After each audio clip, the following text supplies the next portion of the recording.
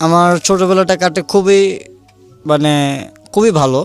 একটা বাবা মা, সে রিক্সা চালক হোক তার বাবা, অথবা তার বাবা একটা কোটিপতি হোক, সে তার ছেলে অথবা তার মেয়ে অথবা তার ফ্যামিলিকে খুব অনেক কিছু দেওয়ার চেষ্টা করে, আগে দেখে জিনিসটা।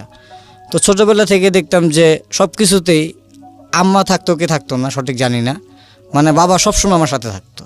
মানে উনি কাজে ব্যস্ত থাকলেও আব্বু এটা দরকার, আচ্ছা আজকে না কালকে, আচ্ছা একটু পরে, কিন্তু জিনিসটা হাজির। তার বড় ছেলে ছিলাম আমি, আমার বাবা বংশের বড় ছেলে, ওনার ঘরে প্রথম আমি, মানে খুবই আমাদের ফ্যামিলিটি একটু বড়। আমার বাবা, আমি শুনছি যতটুকু, প্রথম নাকি বাবা একটা ওনার মামার আন্ডারে চাকরি করতো, একটা জব করতো, আপনার গাড়িতে ট্রাকের একটা জব করতো, মানে ট্রাক দেখশন করতো আর কি, এরকম টাইপ। তো বাবার বিয়ে হওয়ার পর, মানে আমি হওয়ার পরে উনি ওনার মামার ওনাকে বলে যে ব্যবসা যেহেতু শিখছো হালকা পাতলা, তাহলে কিছু টাকা থাকলে একটা ট্রাক নিয়ে তুমি ব্যবসা করতে পারো, তোমার কোনো আপত্তি নেই।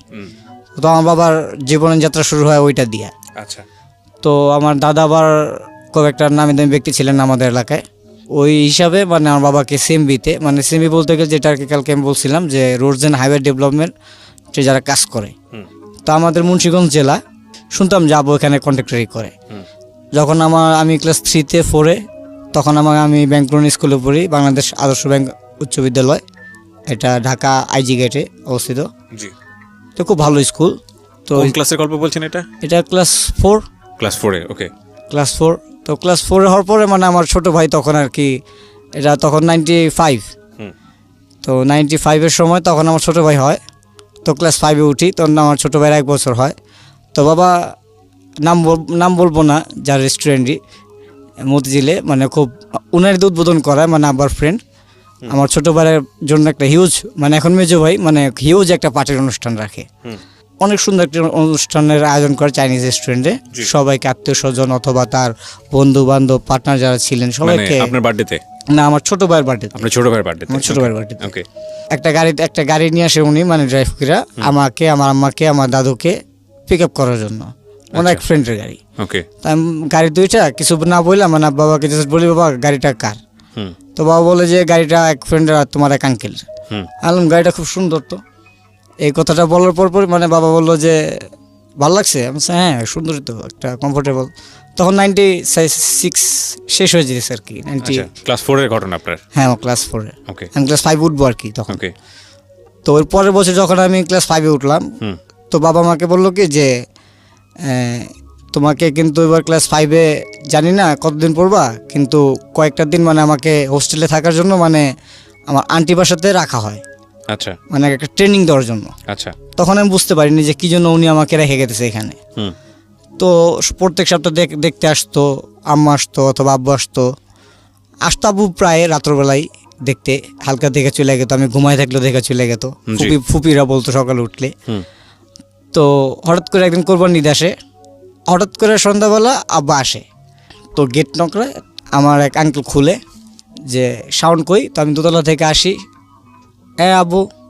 আমার আব্বু আমাকে সময় আব্বুকে বলতো, আব্বু নিচে আসো, চলো বাসা যাবো।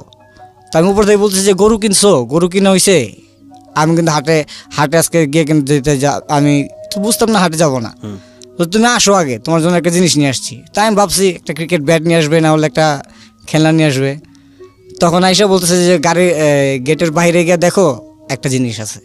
তো গেটের বাইরে গিয়ে আমি, মানে গেটটা বড়, 2 আধা খুলে দেখি যে গাড়িটা সেম গাড়িটা, শুধু কালারটা ডিফারেন্ট। সেম গাড়িটা, আমাদের গাড়িটা ক্রিম কালার ছিল, সেম গাড়িটা দাঁড়ানো।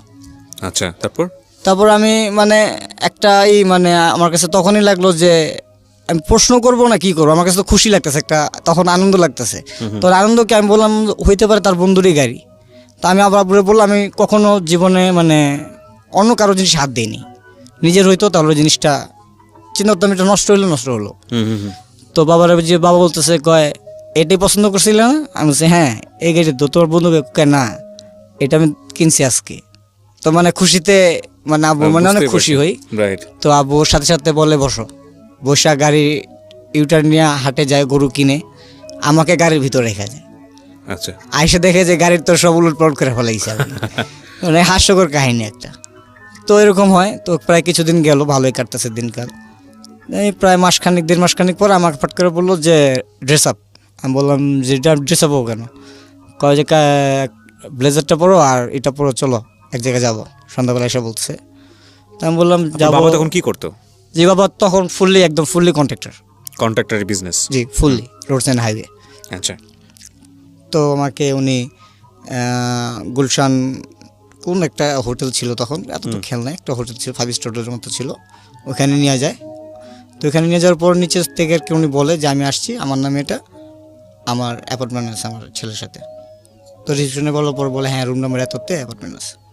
তো আমাকে বলে চলো উপরে, চলো উপরে গেলাম। তো আমাকে এরকম ইন্টারভিউ নেওয়া হলো আর কি, কিছু কথা জিজ্ঞেস করলো, কতটুকু পড়ছি, হাতের লেখা কীরকম, এরকম জিজ্ঞেস করলো। আমি কিছু বুঝতেছি না যে আমাকে কোথায় কী করতেছে বাবা। তো বলার পরে বের হইলাম, বের হওয়ার পরে বললাম যে বাবা এখানে আসছি, কয় তোমাকে একটা জায়গায় ভর্তি করলাম। আমি আবার এরকম কেন, আমি কি আর দুষ্টামি করবো না, খুব দুষ্টামি করতো, আর দুষ্টামি করবো না।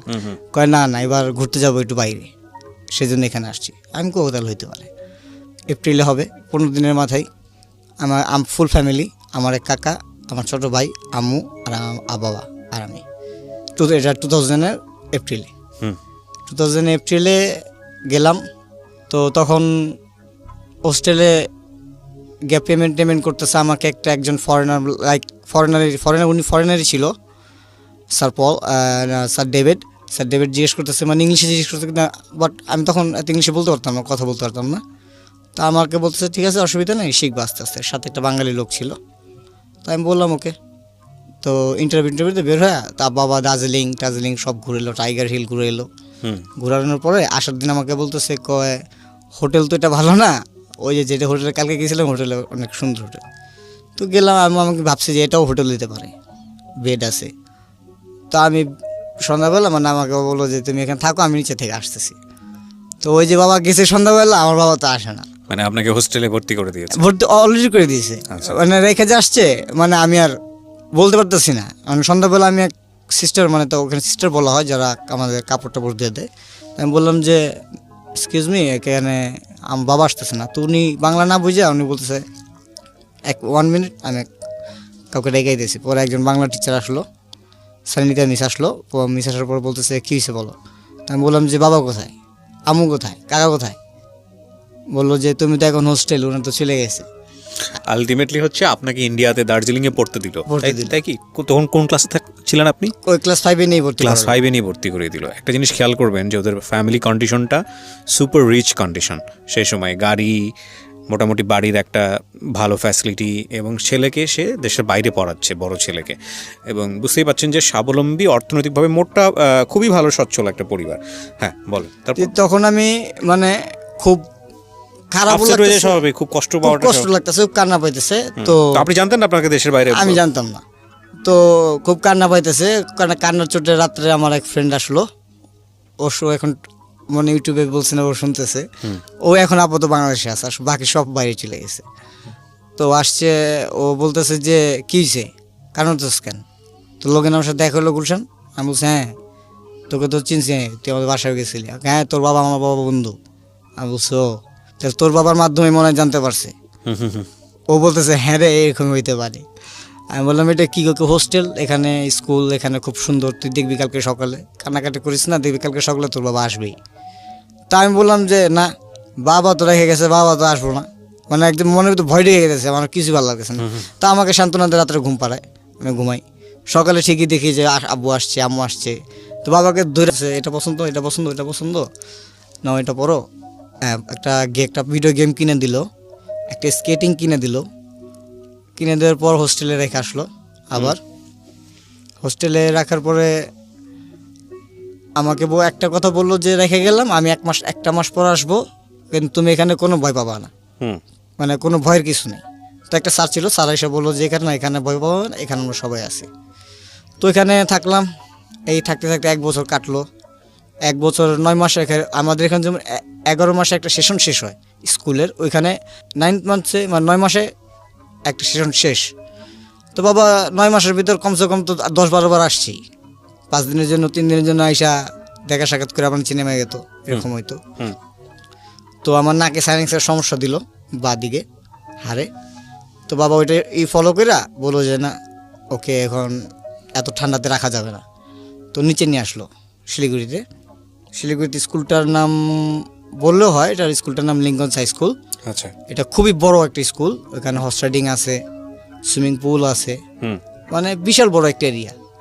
ওই স্কুলটা দেখে আমারও তখন মানে মনে গেল যে না, এই স্কুলটা তো সুন্দরই লাগতেছে, একটা হোস্টেলে কাটাইছে, আর এখানে তো আরও সুন্দর, মাঠ আছে 2টা বড় বড়, বাস্কেটবল গ্রাউন্ড আরও সুন্দর। তো বাবা বললাম বাবা এটাতে, তো বাবা বলতেছে কয় এটাতে? আমি একটা খোঁজ পাইছি ওই সেন্ট পলসে, মানে তখন সেন্ট পলস তো একটা নাম করে স্কুল, আর এখানে পেমেন্টও খুব বেশি। হুম। তো আমাকে বললো যে সেন্ট পলসের কথা, তখন আমি বললাম যে না না না, সেন্ট পলসে তো ভুলেও না, স্ট্রিক্ট রুলস, এত রুলস ফলো করতে পারবো না আমি। তো বাবা আমার কথা রাখতো, তো আমি বললো যে এখানেই পড়তো, আমি বললাম যে এখানেই পড়বো। হুম হুম হুম।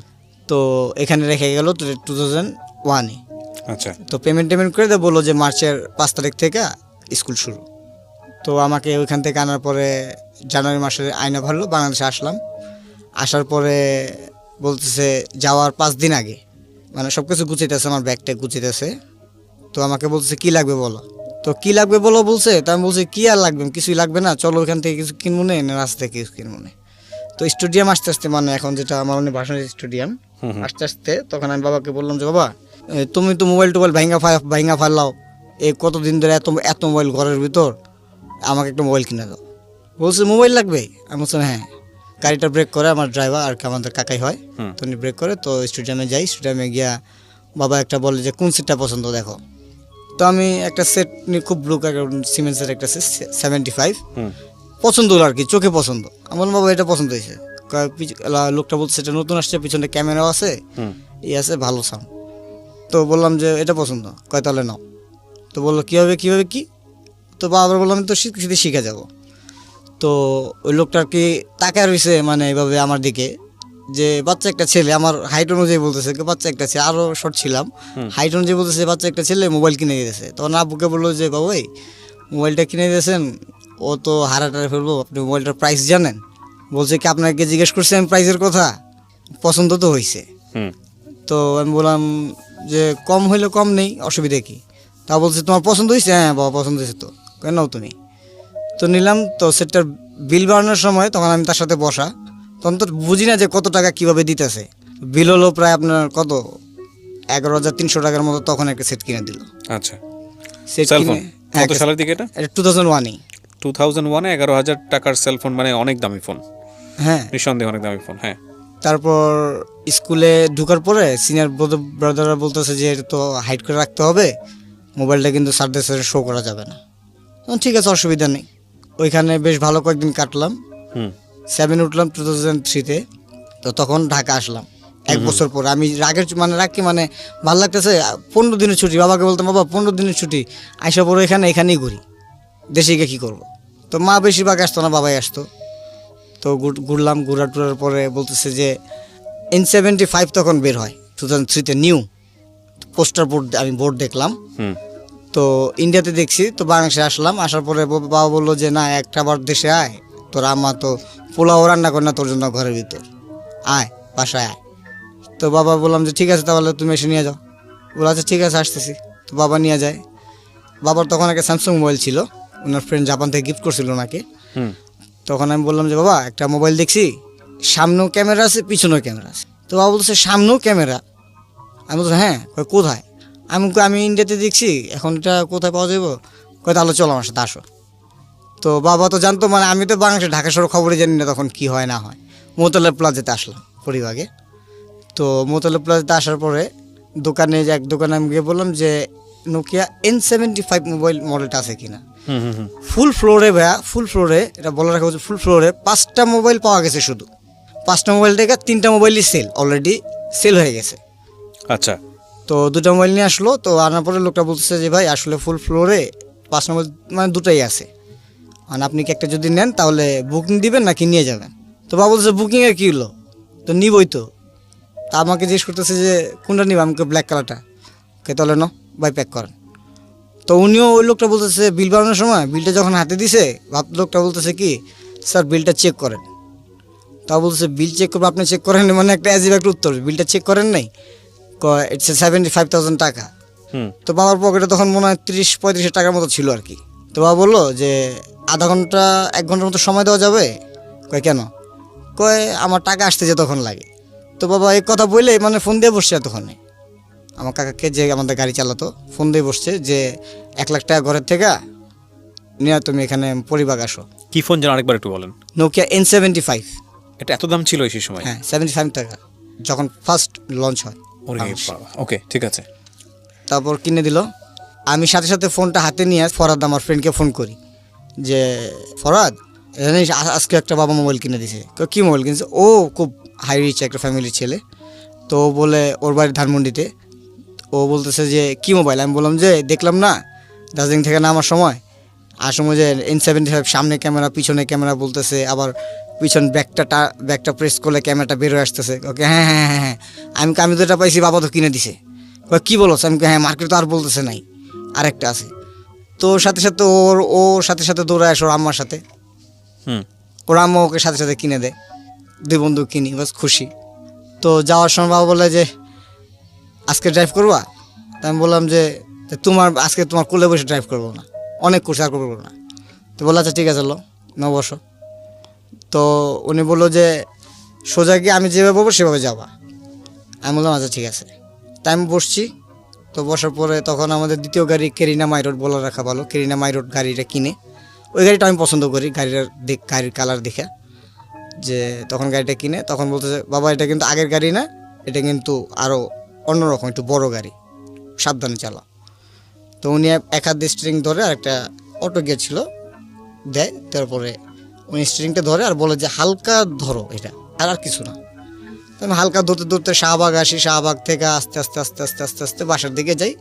বাসার দিকে যাওয়ার পরে মানে আমি হতভম্ব হয়ে যাই যে বাসার দিকে পৌঁছে গেছি। আমার বাবার 2টা আঙ্গুল নাই, 2টা আঙ্গুল ছিল না। উনি খুব এক ফুটবলের ফ্যান ছিল, এক বোম ব্লাস্টে ওনার হাতটা আঙ্গুল 2টা চলে গেছে। বোমবাজ বলতে মানে উনি আতশবাজি খুব করতে পছন্দ করতেন। ওই আমলে 60,000 টাকাতে শুধু 4টা বোমা আনাইছে চট্টগ্রাম থেকে। আবহাওয়ার খেলা দেখবে উনি, এটা প্রায় 82-83 সনে। ঠিক আছে হ্যাঁ। তারপরে আসার পরে জুরাইন রেলগেটটা পার হই, তখন অনেক পুরনো ছিল, জুরাইন রেলগেটটা পার হই। তো সাথে সাথে বাবার যারা সহকর্মী ছিল দূরা অনেকজন আসার পরে আমাকে একজন নিয়ে বলতে ওর বাসায় দিয়ে আসো, আমি চলে যাই। তো বাবার সাইডে চলে যায়, বাবা রাত্রে আসার পরে আমি তো পুরো খুশি, আর আম্মা ক্ষিপ্ত হয়ে রয়েছে যে এত কিছু নষ্ট করতেছো, এত কিছু করতেছো, এতটুকু মোবাইল কিনে দিছো ওকে এত দামি। মানে আসার পরেই বাবাকে খুব জেরা শুরু করছে।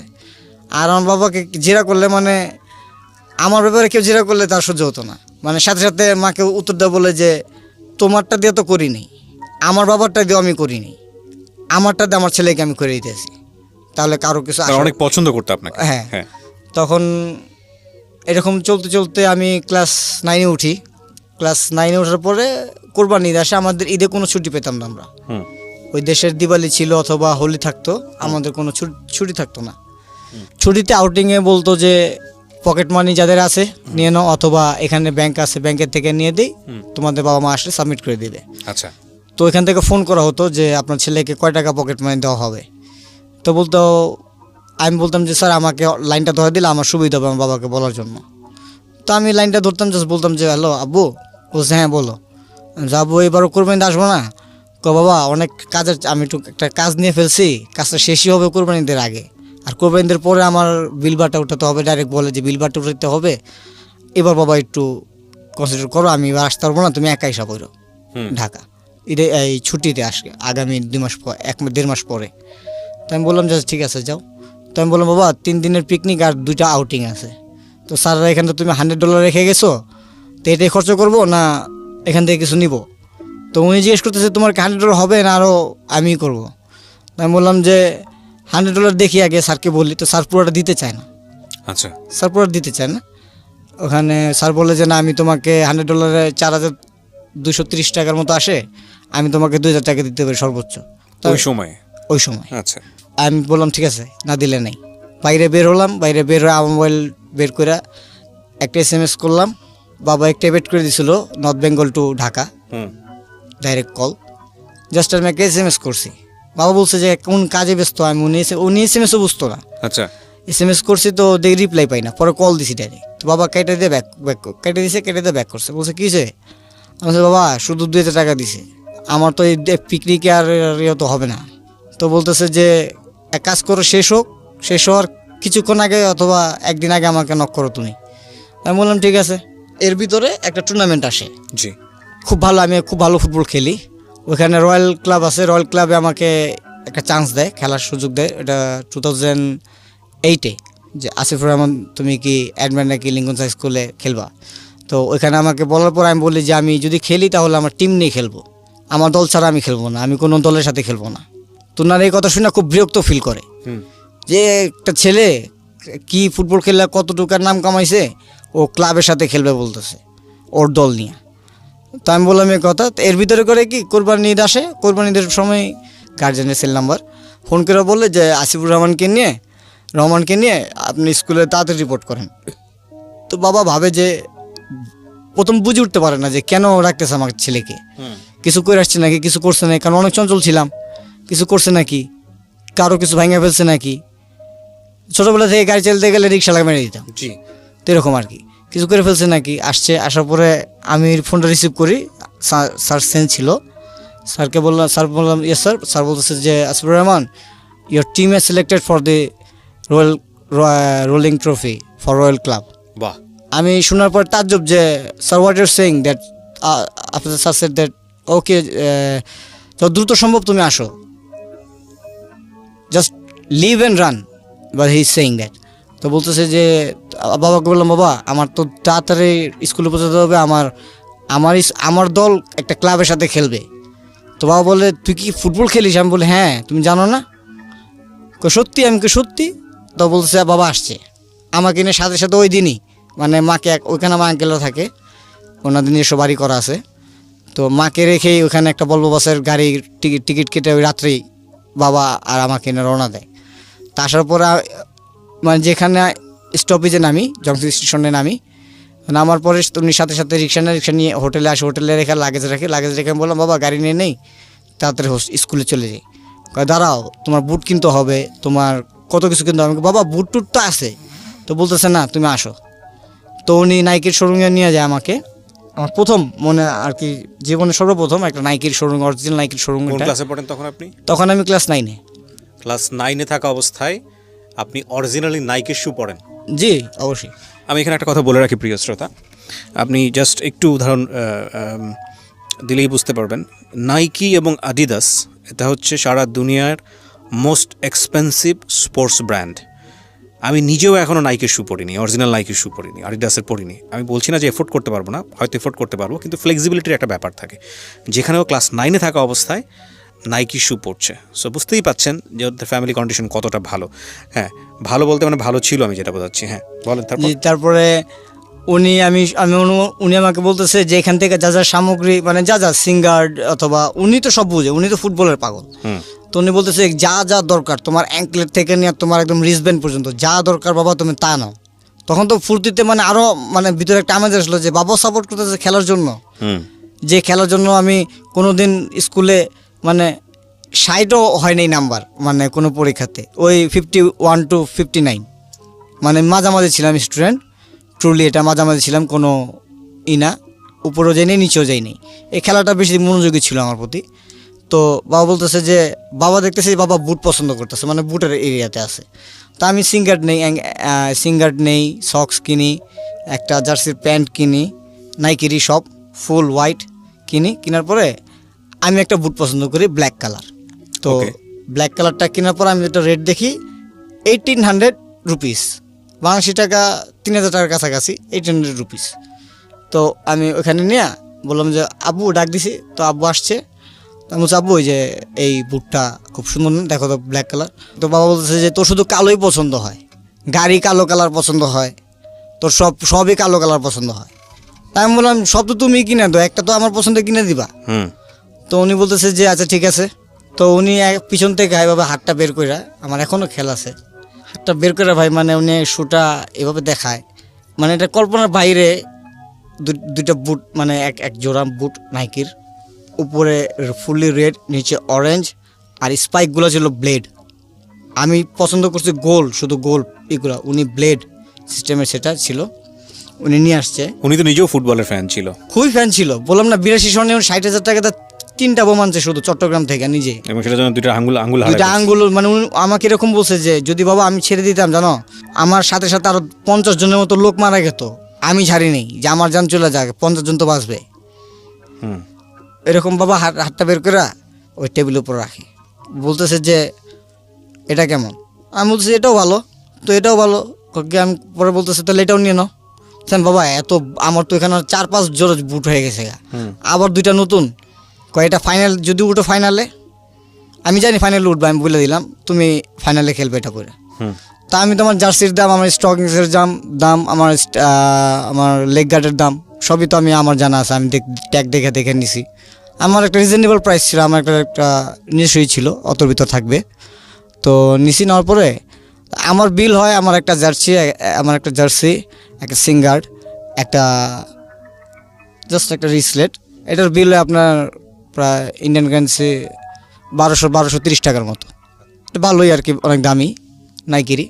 তো আমি এটা রাখলাম টেবিলে, তো বাবা এটাও টেবিলে রাখলো। তো আমি বললাম, পরে বাবা বলছে এটা কিন্তু ব্লেড, আর শুনো এটা খেলার সময় কিন্তু তোমাকে আমি পরে বলতেছি, আচ্ছা আগে বিলটা হোক। তো আমি বলতেছে যে স্যার আপনার বিল হয়েছে আমার 1200 বাদ দিয়ে, মানে শুধু বুটের বিলটা প্রথম। উনি ভাবছে যে আলাদা আলাদা, আমরা আর কি যে লোকটা দিতেছিল উনি ভাবছে আমরা আলাদা আলাদা, কারণ জিনিস দুই সাইডে। তো উনি প্রথম আর কি বুটের বিলটা মানে আমার বাবাকে জিজ্ঞেস করছে যে স্যার আপনার বিলটা, ওকে হ্যাঁ বলেন, 5600 রুপিস। মানে আমি অ্যাডমায়ার যে 5600 রুপিস মানে 5500 ইন্ডিয়ান কারেন্সি, বাংলাদেশি টাকা তো প্রায় তুমি $100 কাছাকাছি একটা বুটি হয়ে যায় তুমি কিনে দিচ্ছো তোমাকে। তো আমি বললাম যদি এত দাম তো দরকার নেই আবু, এত দাম তো দরকার নেই, ঈদে কিনি। পুরো আবু বললো যে আরে কি নেও না, মানে উনি খুবই ছিল তো, শৌখিনতা ছিল তো, তুমি নেও। পরে আমি নিছি। পরে আসি, স্কুলে আসার পর সবাই মানে বলে যে তোর বাবা মানে তোর একটু এক্সট্রাই বেশি ভালোবাসে। তো আমি বললাম যারা এক্সট্রা ভালোবাসে আসলে তো অনেক সময় ভয়ও করে, বাবার যে রাগ আর যে একটা এরকম করে আমার অনেক সময় ভয়ও করে। বলতো যে আচ্ছা ঠিক আছে তোর বাবা অনেক ভালো আছে, বুটটা কিনছস ভালো। তো বাবা খুব ক্রেজি হয়ে বলে যে কয়দিন পর খেলা স্যারকে স্যার বলে স্যার এই আমাদের ওরা প্র্যাকটিস করবে 1 সপ্তাহ, 8 দিন 9 দিনের মাথায় খেলা, সানডেতে হলিডের দিনে খেলা ফালায় বলে সানডেতে খেলা। তো তখন কি করে আব্বু আম্মুকে বলে ফোন করে কলকাতাতে যে তুমি যদি আসতে চাও তো আসো, ও আমার বোন, হ্যাঁ যে তুমি যদি আসতে চাও আসো শিলিগুড়িতে, আর যদি না আসো তাহলে থাকো এখানে ঘুরো, মানে আমার আন্টিদের সাথে, আব্বুর বন্ধুর ওয়াইফের সাথে ঘুরো, ওইখানে ঘুরো, আমি এখানে থাকি, দার্জিলিং ঘুরে ওর নিয়ে, আর ওর খেলা আছে একটা টুর্নামেন্টে খেলা আছে। তো মা আবার এটা খুবই একদম পছন্দ করতো না, একদম দেখতে পারতো না, মানে টাকা নষ্টটা উনি দেখতে পারতো না। তো ফাট করে আব্বা একটা ফোন আসে, আবার ফোনটাও রোমিং ছিল, ফোন আসে যে আপনার ইমিডিয়েটলি আসতে হবে। তো বাবা আমাকে রাত্রবেলা বলে, মানে খেলার 3 দিন আগে আমাকে বলে যে তুমি এক কাজ করো বাবা, হোস্টেলে চলে যাও। আমি কেন বাবা? পরে বলতেছে যে আমার ঢাকা পৌঁছাতে হবে দ্রুত, আমার 2টা কাগজ আটকে রয়েছে, মানে 2টা কাজ আর কি, 2টা কাগজ আটকে রয়েছে, 2টা কাগজ তো বের করতে হবে। পরে বললাম যে বের করতে হবে বাবা, বের না করে থাকো না। তখন খুব মানে কষ্ট না, মানে এখন ভাবে ওইটা কষ্ট ছিল না, তখন বাবা বলে যে ওই 2টা কাগজ যদি না ওঠাই তাহলে সে আগামীতে তুমি যদি ম্যাট্রিকে কিছু পাস করো আমি কিন্তু তোমার নিজস্বভাবে তোমাকে গাড়ি কিনে দেবো না, ঠিক আছে? এই দুইটা কাগজের জন্য, মানে ডাইরেক্ট বলে উনি আমাকে। আমি বলছি এত ইম্পর্টেন্ট, আমি বলছি আমি যদি বুঝো কিন্তু ম্যাট্রিক যদি পাস করি আর গাড়ি কিন্তু কিনে দিতেই হবে, ওটা না পার্সোনাল থাকবে। তো উনি বলে যে তুমি নিশ্চিন্তে থাকো, আমি তোমাকে কিনে দেবো, তুমি চিন্তা করো না। তো ফট করে খেলা শুরু হয়। টুর্নামেন্টে আমার এক হাঁটু মানে বা পায়ের এই হাঁটুটা উঠা যায়, মানে মারে, বিপক্ষ দলের ক্লাবের এক প্লেয়ারই খুব মারে, মানে ওই ইয়েলো কার্ডও খায়, মানে আমার হাঁটুটা এখান থেকে উঠে বাটাটা উঠে মানে এই পর্যন্ত এসে পড়ছে। তারপর আমার হাঁটুটা খুব ব্যথা পাই আমি হাফ টাইমের আগে। তো হাফ টাইমে প্রায় 30 মিনিট পর 30 মিনিট হয়েছে মাত্র, ওরা মারে আর কি আমাকে। আচ্ছা, প্রথমে টার্গেট ছিল তো হাঁটুটা উপরে এসে পড়ে, আমি জাস্ট মানে পড়ে গেছি। পড়ে যাওয়ার পরে সাথে সাথে আমার ফ্রেন্ডের সাথে দেখে কি অবস্থা, যে আমার বাটটাটা এখানে উঠে রয়েছে।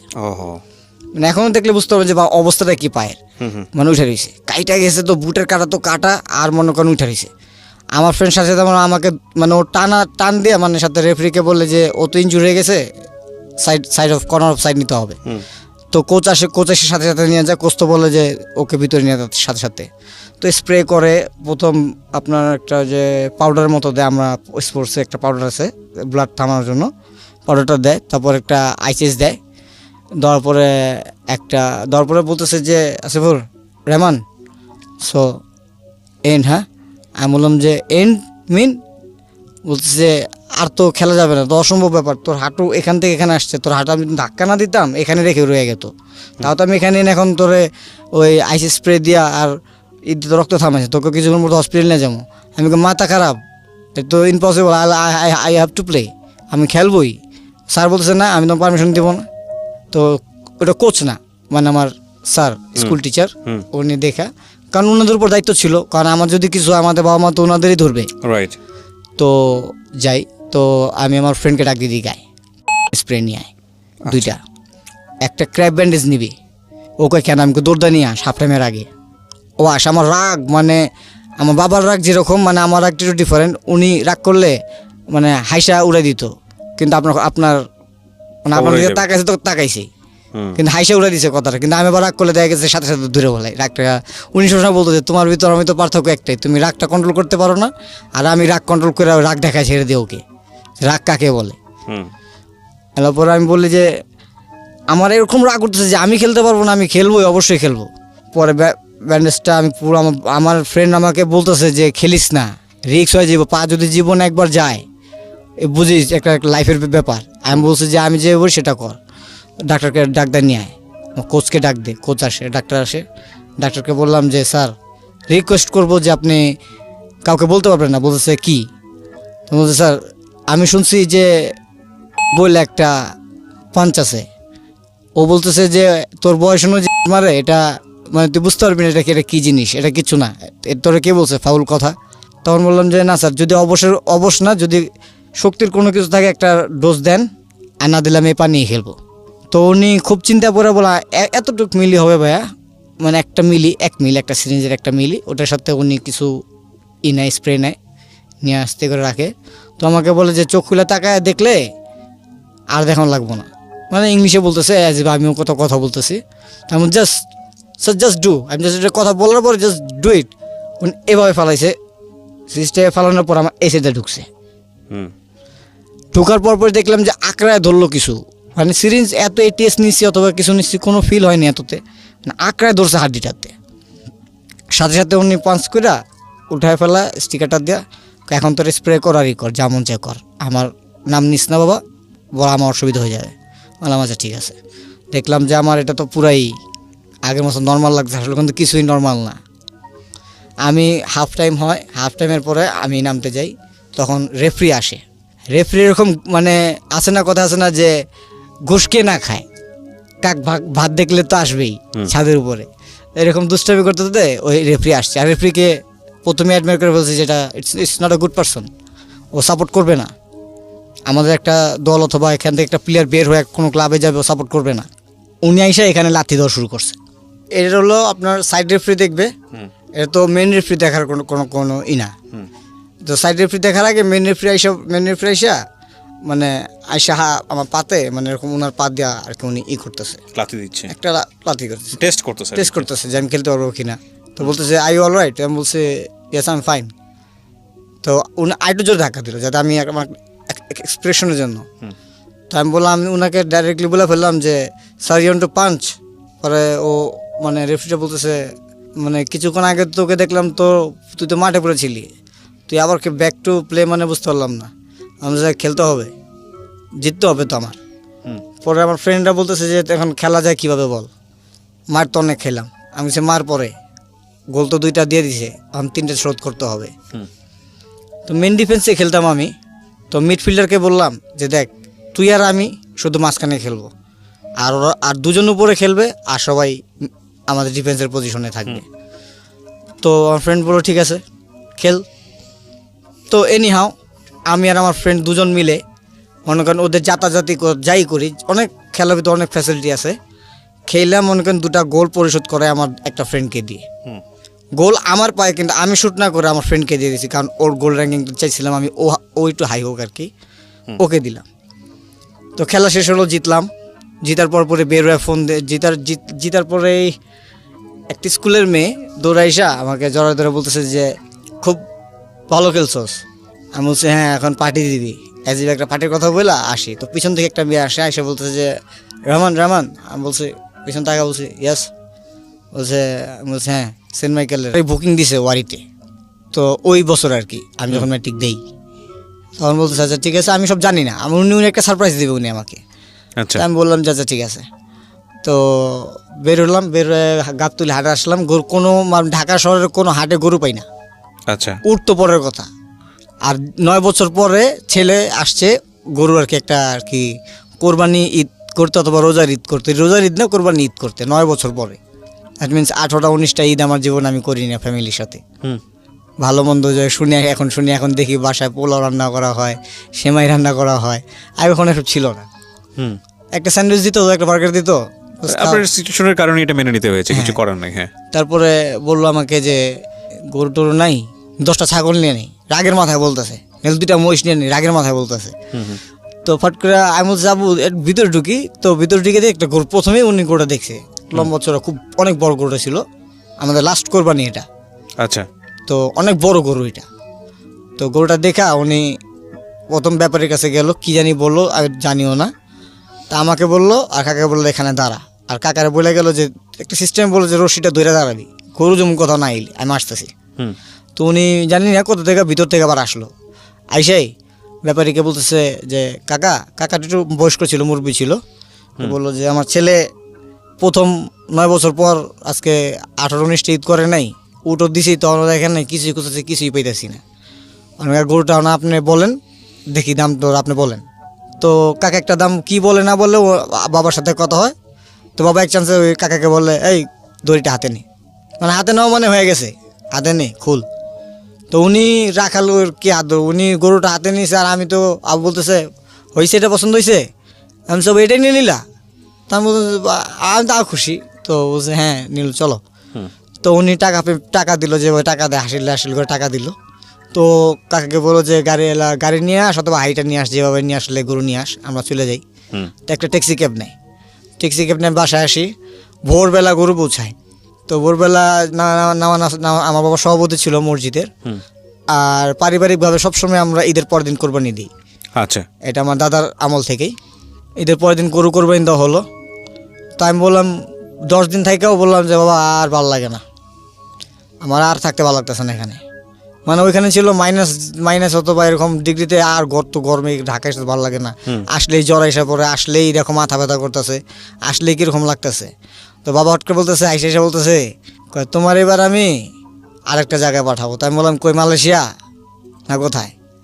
তো বলছে খেলোস তো ভালো, তো স্যার বললো তোর চাচা যেহেতু আজকে ইটালিতে আছে, আমি ওর সাথে কথা বলে দেখি। হুম তা আমি বললাম ছোটো কাকাকে বলবা? বলছে ওরে বলি, তুই যা, তারপর না দেখবো না আমি আরেকজনের কাছে, নিজের লোক থাকে আরেকজনের কাছে বলবো কেন আমি? তো আমার ছোটো কাকা এরকম জীবনের ট্র্যাজেডি, ফার্স্ট ট্র্যাজেডি এরকম। তা হঠাৎ করে ফোন দেয় কাকাকে, বলে যে শাওন তো খেললে ভালো, আর মালয়েশিয়ার দেশটা আমার কাছে খুব ভালো লাগে না, আমি শুনছি আমার কাছে ভালো লাগে নেই, নেশাগ্রস্ত অথবা এরকম বিক্রি টিক্রি হয় উনি বলে। তারপর বলার পরে কয় ওকে যদি পারোস তাহলে ইটালিতে নিয়ে যা, তুই স্পন্সর করতে যেভাবে পারোস আমাকে বল, আমি প্রসেস করি এখান থেকে, ওকে আমি পাঠাই, সব খরচ এখান থেকে আমি পাঠাবো। ওকে শুধু যে কোনো রাখবি, পড়াশোনা করলে করবো, আর খেললে খেলবো, আর কাজ করলে কাজ করবো, ওর যেভাবে লাইফ ইচ্ছে ওই ব্যবহার করে নেবে। হুম হুম তখন কাকা বলে যে ভাই আসলে সমস্যা আছে। প্রথম বলে যে একটা বিল আটকা রয়েছে, আমার আর্জেন্টলি তুই যদি পারোস তাহলে 500 লাখ টাকা দে, মাত্র 500 লাখ টাকা। হুম এবং কি আমি ঘরে দেখতাম যে ঘরে সুটকেসে টাকা আনতো, নাহলে চালের বস্তাতে টাকা আনতো। কে আপনার বাবা? বাবা, আমি এটা ছোটোবেলা থেকে দেখে অবস্থ, মানে টাকা প্রতি কোনো লোভ নাই, দেখে অবস্থ। এমন রাত্রে আসছে, শুয়ে রয়েছি, আর উঠো, আমি বলতে ছুটিতেছো কেন? উঠো, দরকার আছে উঠো, এই সাউন্ড উঠ। আর উঠছে কিসে? এই ঘুম, তুমি কিছু আনছো? আনছি। কি কমলা টমলা, আঙ্গুর টাঙ্গুর আনছি, সব আনছি। একটা কম্বল নিয়ে এসছি সুন্দর, কম্বল না ঘুমাও। আমাকে গরমের দিনে কম্বল খুল না বাবা, মানে খুলছি জাস্ট, কীভাবে বিশ্বাস করবে না, আমি জাস্ট কম্বলের চেনটা দিয়ে কম্বল, এখনও কম্বলটা দিয়ে আমার ছোটো ভাই ঘুমায়, আমি খুলছি। তখন আমার বিশেষণ এখানে 65 লাখ টাকা রাখা ক্যাশ, আর প্রায় কত মানে কন্ট্যাক্টটা ছিল প্রায় 7 কোটি 8 কোটি টাকার উপর। ওই টাকা উনি আর কি রেখে আসছে আরেক জায়গায়, এটা আমাদের সেলফ ডিফেন্সের জন্য 2 লোক নিয়ে আসছে, সাথে চলতো যারা। হুম যে উনি বলতেছে যে আমার তো ডর নাই, ডর হলো তো গনিয়া, আমার কি। তো একদিন ফট করে আমাদের যখন লাস্ট গাড়িটা হয়, তখন ফট করে আমি একদিন বললাম যে ট্রাই করি, গ্যারেজ থেকে আর ট্রাই করি। হুম তো সেম বিট আর কি ওখানে যাই, তো ট্রাই করি। তো আমি যখন ঢুকছি, তো দারুণ বলতেছে, আর বাবা কেমন আছিস তুই, অনেক ছোটো থেকে বড় হয়েছিস তুই, তোর অনেক বছর পর দেখলাম, কাকা মানুষ তুই করে বলতেই পারে। তাই বলছি কাকা আপনি কেমন আছেন, আপনাকে তো চিনতে পারলাম না। ছোটোবেলায় কম কোলে বসে কম আমার সাথে ঘুরোস নাই তুই এখানে। এরপরে বললাম যে কাকা আমি গাড়ি চালাবো আর কেমন ঢাকা ভাষা বলতি তো গাড়ি চালাবো। পরে বলতেছে যে গাড়ি চালাবি তুই, চাবি, আমাকে চাবি নিয়ে আসছি না। তো উনি করছে কি, অফিস থেকে বাসায় ফোন দিছে যে শান্ত গাড়ি চাবি নিয়ে আসছে, আর ধরছে আম্মু, মানে ডেবল, মানে আম্মু ধরছে ফোন। আম্মু ফোন ধরছে যে ভাবি শান্ত গাড়ির চাবি নিয়ে আসছে, আর এখন গাড়ি তো যে উপরের খুলতেছে, মানে কভার খুলতেছে। তা আম্মু বলতেছে ওর স্টপ করেন, বলেন যে ওর বাবা আসতেছে। তো এটাতে আবার একটু ভুল ছিল, উনি এসে বলে কি যে তোমার বাবা আসতেছে, বাবা এসে তোমার নদীর উপরে ঘুরে নিয়ে আসবো বলছে। তো আমি তাহলে কোনো ব্যাপার হলো নি, আমি গাড়ি নিয়ে ব্রিজের উপর রাখি, আপনি একটু গেটটা খুলে দেন। তো না, আবার ফোন দিতে যাওয়ার সময় করছি কি, আমি এতক্ষণ তো গাড়ি ওপেন করে লক করছি, লক খোলার পরে গাড়ি গিয়ারে ছিল, আমি তোর ফলো করিনি। ড্রাইভার হয়ে গেছে একটা পজিশনে, যে পজিশনে চালায়, তো ফলো করি নাই। তো গাড়িটা যখনই আমি খালি শুধু স্টার্ট দেখছি, এটা পাড়া দিছি, ব্যাক সাইড নাই, মানে ব্যাক ডালা, গ্লাস, বাম্পার টাম্পার কিছু না। আর আমি তো চোট পায়া, মানে কপালের ভিতর ব্যথা পাইছি, নাকে ব্যথা পাইছি। পরে বেরোছি গাড়ি থেকে, আর ওই কাকা এসে সাথে সাথে আমার গাড়ি থেকে গাড়ির চাকা ঘুরতেই আছে, মানে আমি তো আর বুঝি না অত কিছু, আচ্ছা ঘুরতে আছে। তো ভাঙছে গেছে, আমার ছোটো কাকা, আমার সেজো কাকা আসছে, আইসা উনি গাড়ি স্টপ করছে, উনি দেখা বলতেছে যে তোর বাবাই বিগড়াইতেছে, বলতোই বাসকা দাঁড়া। তখন আপনি ক্লাস 9-এ? তখন আমি ক্লাস 9-এ। তোর বাবা বিগড়াইতেছে, এই দেশে থাকলে তুই তো আরও বিগড়াইতি, তোর দেশের বাইরে রেখে আরও বিগড়াইতেছে। তোর বললাম যে ওর কাকা বলছে দূর বলুক গা। আসছি, আসার পরে বাবা আসতে করে ঢুকতেছি বাসায়। তো বাবা ঘুমের থেকে বলতেছে কয়েকটা অন্যায় করছো, সন্ধ্যাবেলা কিন্তু তুমি থাইকো। তা আমি বললাম অন্যায় করছি, গাড়ি ভাঙছি, এটাই অন্যায় হবে, তো যা কি হবে আর। তো আমি বসলাম। তো বিকাল হইলো, উনি ঘুমে থেকে উঠলো, আর ওনার ঘুমার একটা টাইম ছিল, ভাত খেয়ে একটু ঘুমাবে 1 ঘন্টা, ঘুমে থেকে উঠবে। তারপরে দুপুরে ঘুম মিস দিত না। তো উঠছে, উঠার পরে দেখলাম কি শার্ট প্যান্ট সব পরলো, চা খালো। তো আমি ড্রয়িং রুমে বসে রয়েছি। তো উনি পিছন থেকে এসে আমার ঘেটিটা ধরছে। আচ্ছা, ঘেটিটা ধরে আমি ঘেটি হিলে দিতে পারতেছি। আমি এরকম, মানে আপনারা আমাকে যা দেখতেছেন কিভাবে ভাই, আমার এই হাইট ওজন ছিল 55.2 কিলো, আমি এরকম ছিলাম।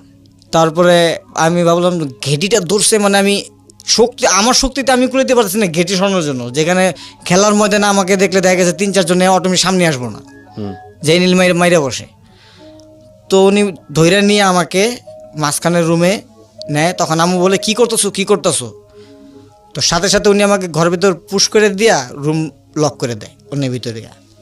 উনি আমাকে আদর পা রাখে, আমার যেভাবে রাখে, তখন বলে যে মানুষের শক্তি, যে যারা বেশি ভালোবাসে তার প্রতি অত একটি হলে কীরকম হয়। টেবিলের উপর কীভাবে হাত দুটা রাখলো আমার এভাবে, আমার এই আঙ্গুল দুটো এখনও ব্যথা করে। উনি পুতাতা ছেচ্ছে, এই গাড়ির কারণে শুধু না, তাহলে উনি পুতাতা ছেচ্ছে, মানে যে আমরা পাটা পুতা করি না, উনি পুতাতা ছেচ্ছে। আমি শুধু একবার চিখে দিয়েছি না যে কি করতেছে উনি, যেমন ছেচতেছে। পরে আমার এক কাকা আছে, আব্বুর সাথে সবসময় থাকতো, উনি গেট একদম এমনভাবে ধাক্কা দিয়েছে, উপরের লকটা ভেঙে গেছে, উনি ভেঙেই ঢুকছে, ঢুকি আব্বুকে জড়ায় ধরে বাইরে এসে পরে একটু ঠান্ডা মান্ডা করে। পরে রাতের বেলা আব্বু আসার পর অনেক দেরি করে আসার পরে পরে মা বলতেছে এইভাবে মারে, ডাক্তার দেখায় নিয়ে আসলাম আর কি, আমার আঙ্কেলই ডাক্তার বলতেছে দেখায় নিয়ে আসলাম, বললো জীবনে হাড্ডি সোজা তো হয়ে গেছে, মানে ব্যথাটা থাকবে, এজিবর ব্যথা হবে।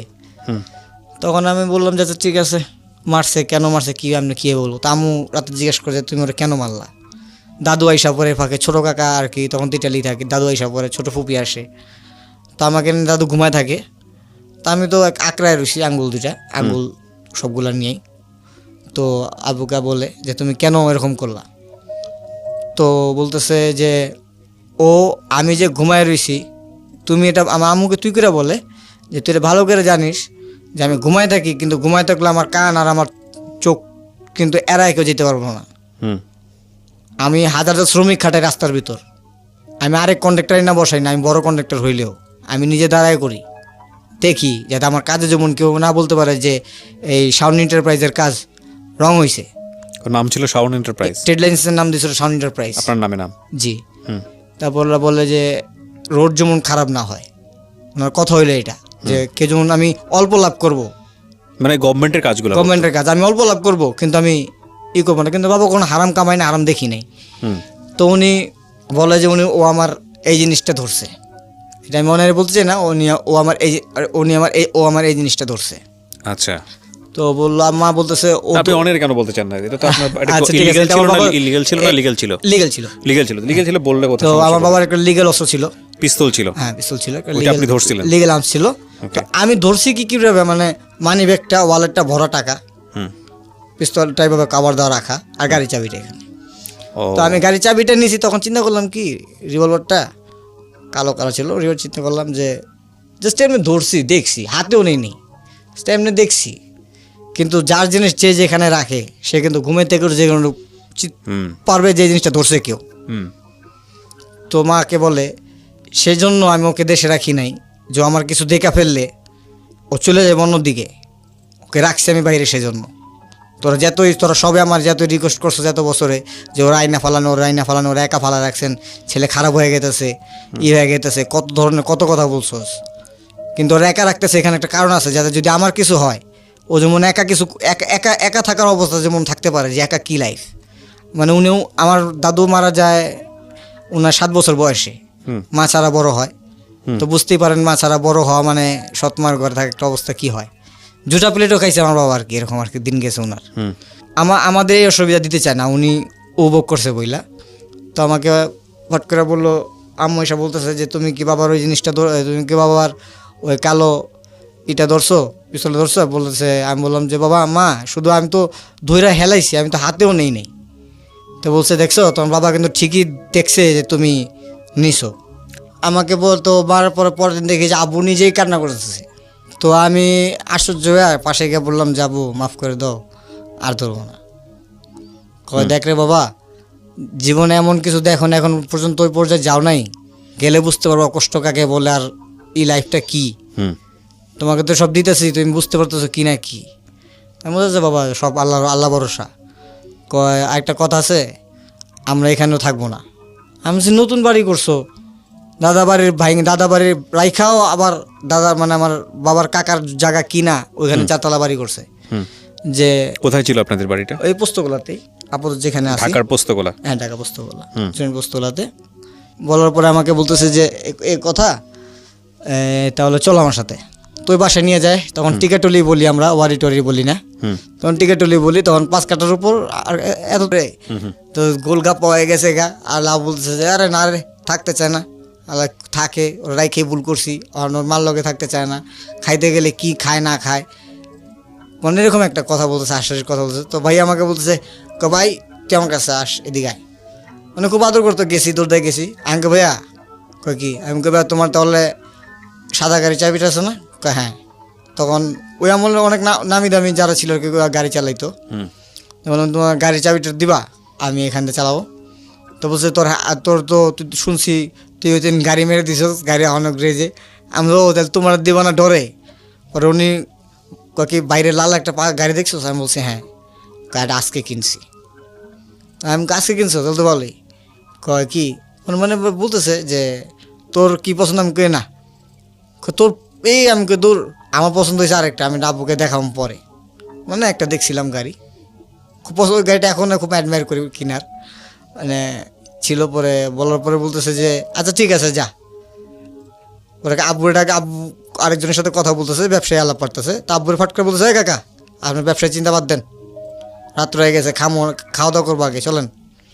পরে ওইখান থেকে আর কি আমাদের বাসায় আসি। বাসায় এসে আর কি খাওয়া দাওয়া শেষ হয়, মানে আর্সেন গেট ছেড়ে দিই। তখন ব্রিজের উপর আসি, গাড়িতে বসে আসি, ব্রিজের উপর আসি। আসার পরে আব্বু নামে, আমি নামি। তো উনি খুব ড্রিঙ্কে ছিল, হেভি ড্রিঙ্ক করছিল। মানে তো আবু বলতেছে যে ভাতিজা ড্রাইভারকে উনি ওইখান থেকে তাড়াইতেছে। তো ড্রাইভারের বাবা বলতেছে না থাক, মানে অ্যাজ ইফ ওর যদি কিছু দুর্ঘটনা ঘটে। হুম তো ভাইয়া বলতেছে কিচ্ছু হবে না কাকা। আর কাকা শুনেন, ওই আপনি যে জায়গাটা কিনছেন আমার লোকেতে বেচ চালাইছি। ওর বাবা বলতেছে তুই আমার জানিলি না? আচ্ছা থাক, বিশ্বাসের উপর তো বিশ্বাস, কাগজ কলম কিছুই নেয়নি, বিশ্বাসের উপর বিশ্বাস। যা তোর লোক এত কোটি টাকা এত টাকা লেনদেন করছি আমি, এই রোড বানাইছি, কেউ আমার ঠেকাই দিয়েছে, তুই আগে গেছিস যে ওই লোকের ঠেকাইতে যে কার রোডের কাজ ঠেকাস। হুম তো বলতেছে তোর থেকে আমি কি করুম নাকি? কিন্তু এমন কি না, এখানে লাভ আছে একটা। মানে উনি আমার সামনে বলতেছে কি আমার ভাইটারে আমি এই গাড়িটা একটা গাড়ি কিনে দেবো, তোমার একটা নতুন গাড়ি কিনতে হইব, এটা বাদ দাও, গ্যারেজেই থাও, নতুন গাড়ি কিনবা কালকা, আর বিল্ডিংয়ের ফুল টাকা কালকে অ্যাডভান্স কালকে দিয়ে দিবা, 80 লাখ টাকা কালকে নিয়ে আমি যাবা। বিল্ডিং এর ব্যাপারটা বুঝি নাই, মানে কি বিক্রি করে দিয়েছে উনি বা কি হয়েছে আপনার কাকার সঙ্গে ওনার কথোপকথন বা ওনার গাড়ি কিনে দিতে চাচ্ছে, মানে আমি আমার কাছে খুব ও আচ্ছা ঠিক জটিল আছে মনে না, হচ্ছে। কথাটা হলো যে উনি গাড়ি থেকে আমাদের ব্রিজে আসি আমরা, হুম ওনার নতুন গাড়িতে চড়ে। হুম তো উনি আপনাদের কি বিক্রি করে দিয়েছে যেটা বলছিলেন? না আমাদের জমি কিনছিল বাবা 25 কাঠা আচ্ছা, সেটা বিক্রি করে দিয়েছে। আর কি, ওনার জমির সাথে একসাথে আচ্ছা। কিনছিল, 100 কাঠা কিনছিল একসাথে, 100 আচ্ছা। 100 বেশি আর কি কিনছিল, আচ্ছা 4-5 জন ছিল পার্টনার আর কি। হুম। তো আবু কখনো কাগজে কলমে আর কি ভাইয়ের সাথে কখনো লেনদেন করেনি। ও অথবা- ওইটা আলটিমেটলি আপনার বাবার নামে কাগজে কলমে লেখে না নাই, ওনার নামে ছিল, পুরোটাই ওনার নামে হ্যাঁ, আছে। ওনার আচ্ছা নামে ছিল। তো ভাইয়া বলতেছে কাকা জায়গা তো বিক্রি করে ফেলছি। হুম কয় জায়গা বিক্রি করে ফেলছোস? কয় তাহলে? কয় জায়গা বিক্রি করছি, এখন তুমি দিছো, মানে বলতে এভাবে বলছে যে তুমি দিছো কত হুম ওই লোকেরে? কোনো সমস্যা নেই তো? কেন কোনো সমস্যা না, 50 লাখ দিয়ে দিছি, লোকটা তো ভালোই ব্যবহার করছে, লোকটা তো কোনো কিছু বলে নাই। হুম আমি শুনি না, মানে এরকম আমার সামনে আমি আব্বা হাত ধরে রাখছে আমাকে, কয় তাহলে এক কাজ করি, কালকে বাকি 80 লাখ টাকা তুমি আমার তুলে যাও, 80 লাখ নিয়ে ব্যাটা যদি ফুল পেমেন্ট দাও তো ফুল পেমেন্ট দাও, আর না দিলে একটা গাড়িও কিনো আর ওই বাসায় উঠে যাও, এই এলাকা ছাড়ো, তাহলে ছেলে একটা অথবা মানুষ এখানকার ভাল লাগে না। ভাই যেহেতু ছেলে কিনে তো আগে গেছো, আইসা যদি চলে গেছো চলে যাও। হুম তাও আবু আইসা বলে কি যে যা তো সকালে কিন্তু টাকা দিস, আর তাহলে একসাথে যামুনে তোর বাইরে তাহলে রাখি আরও 2-3 দিন।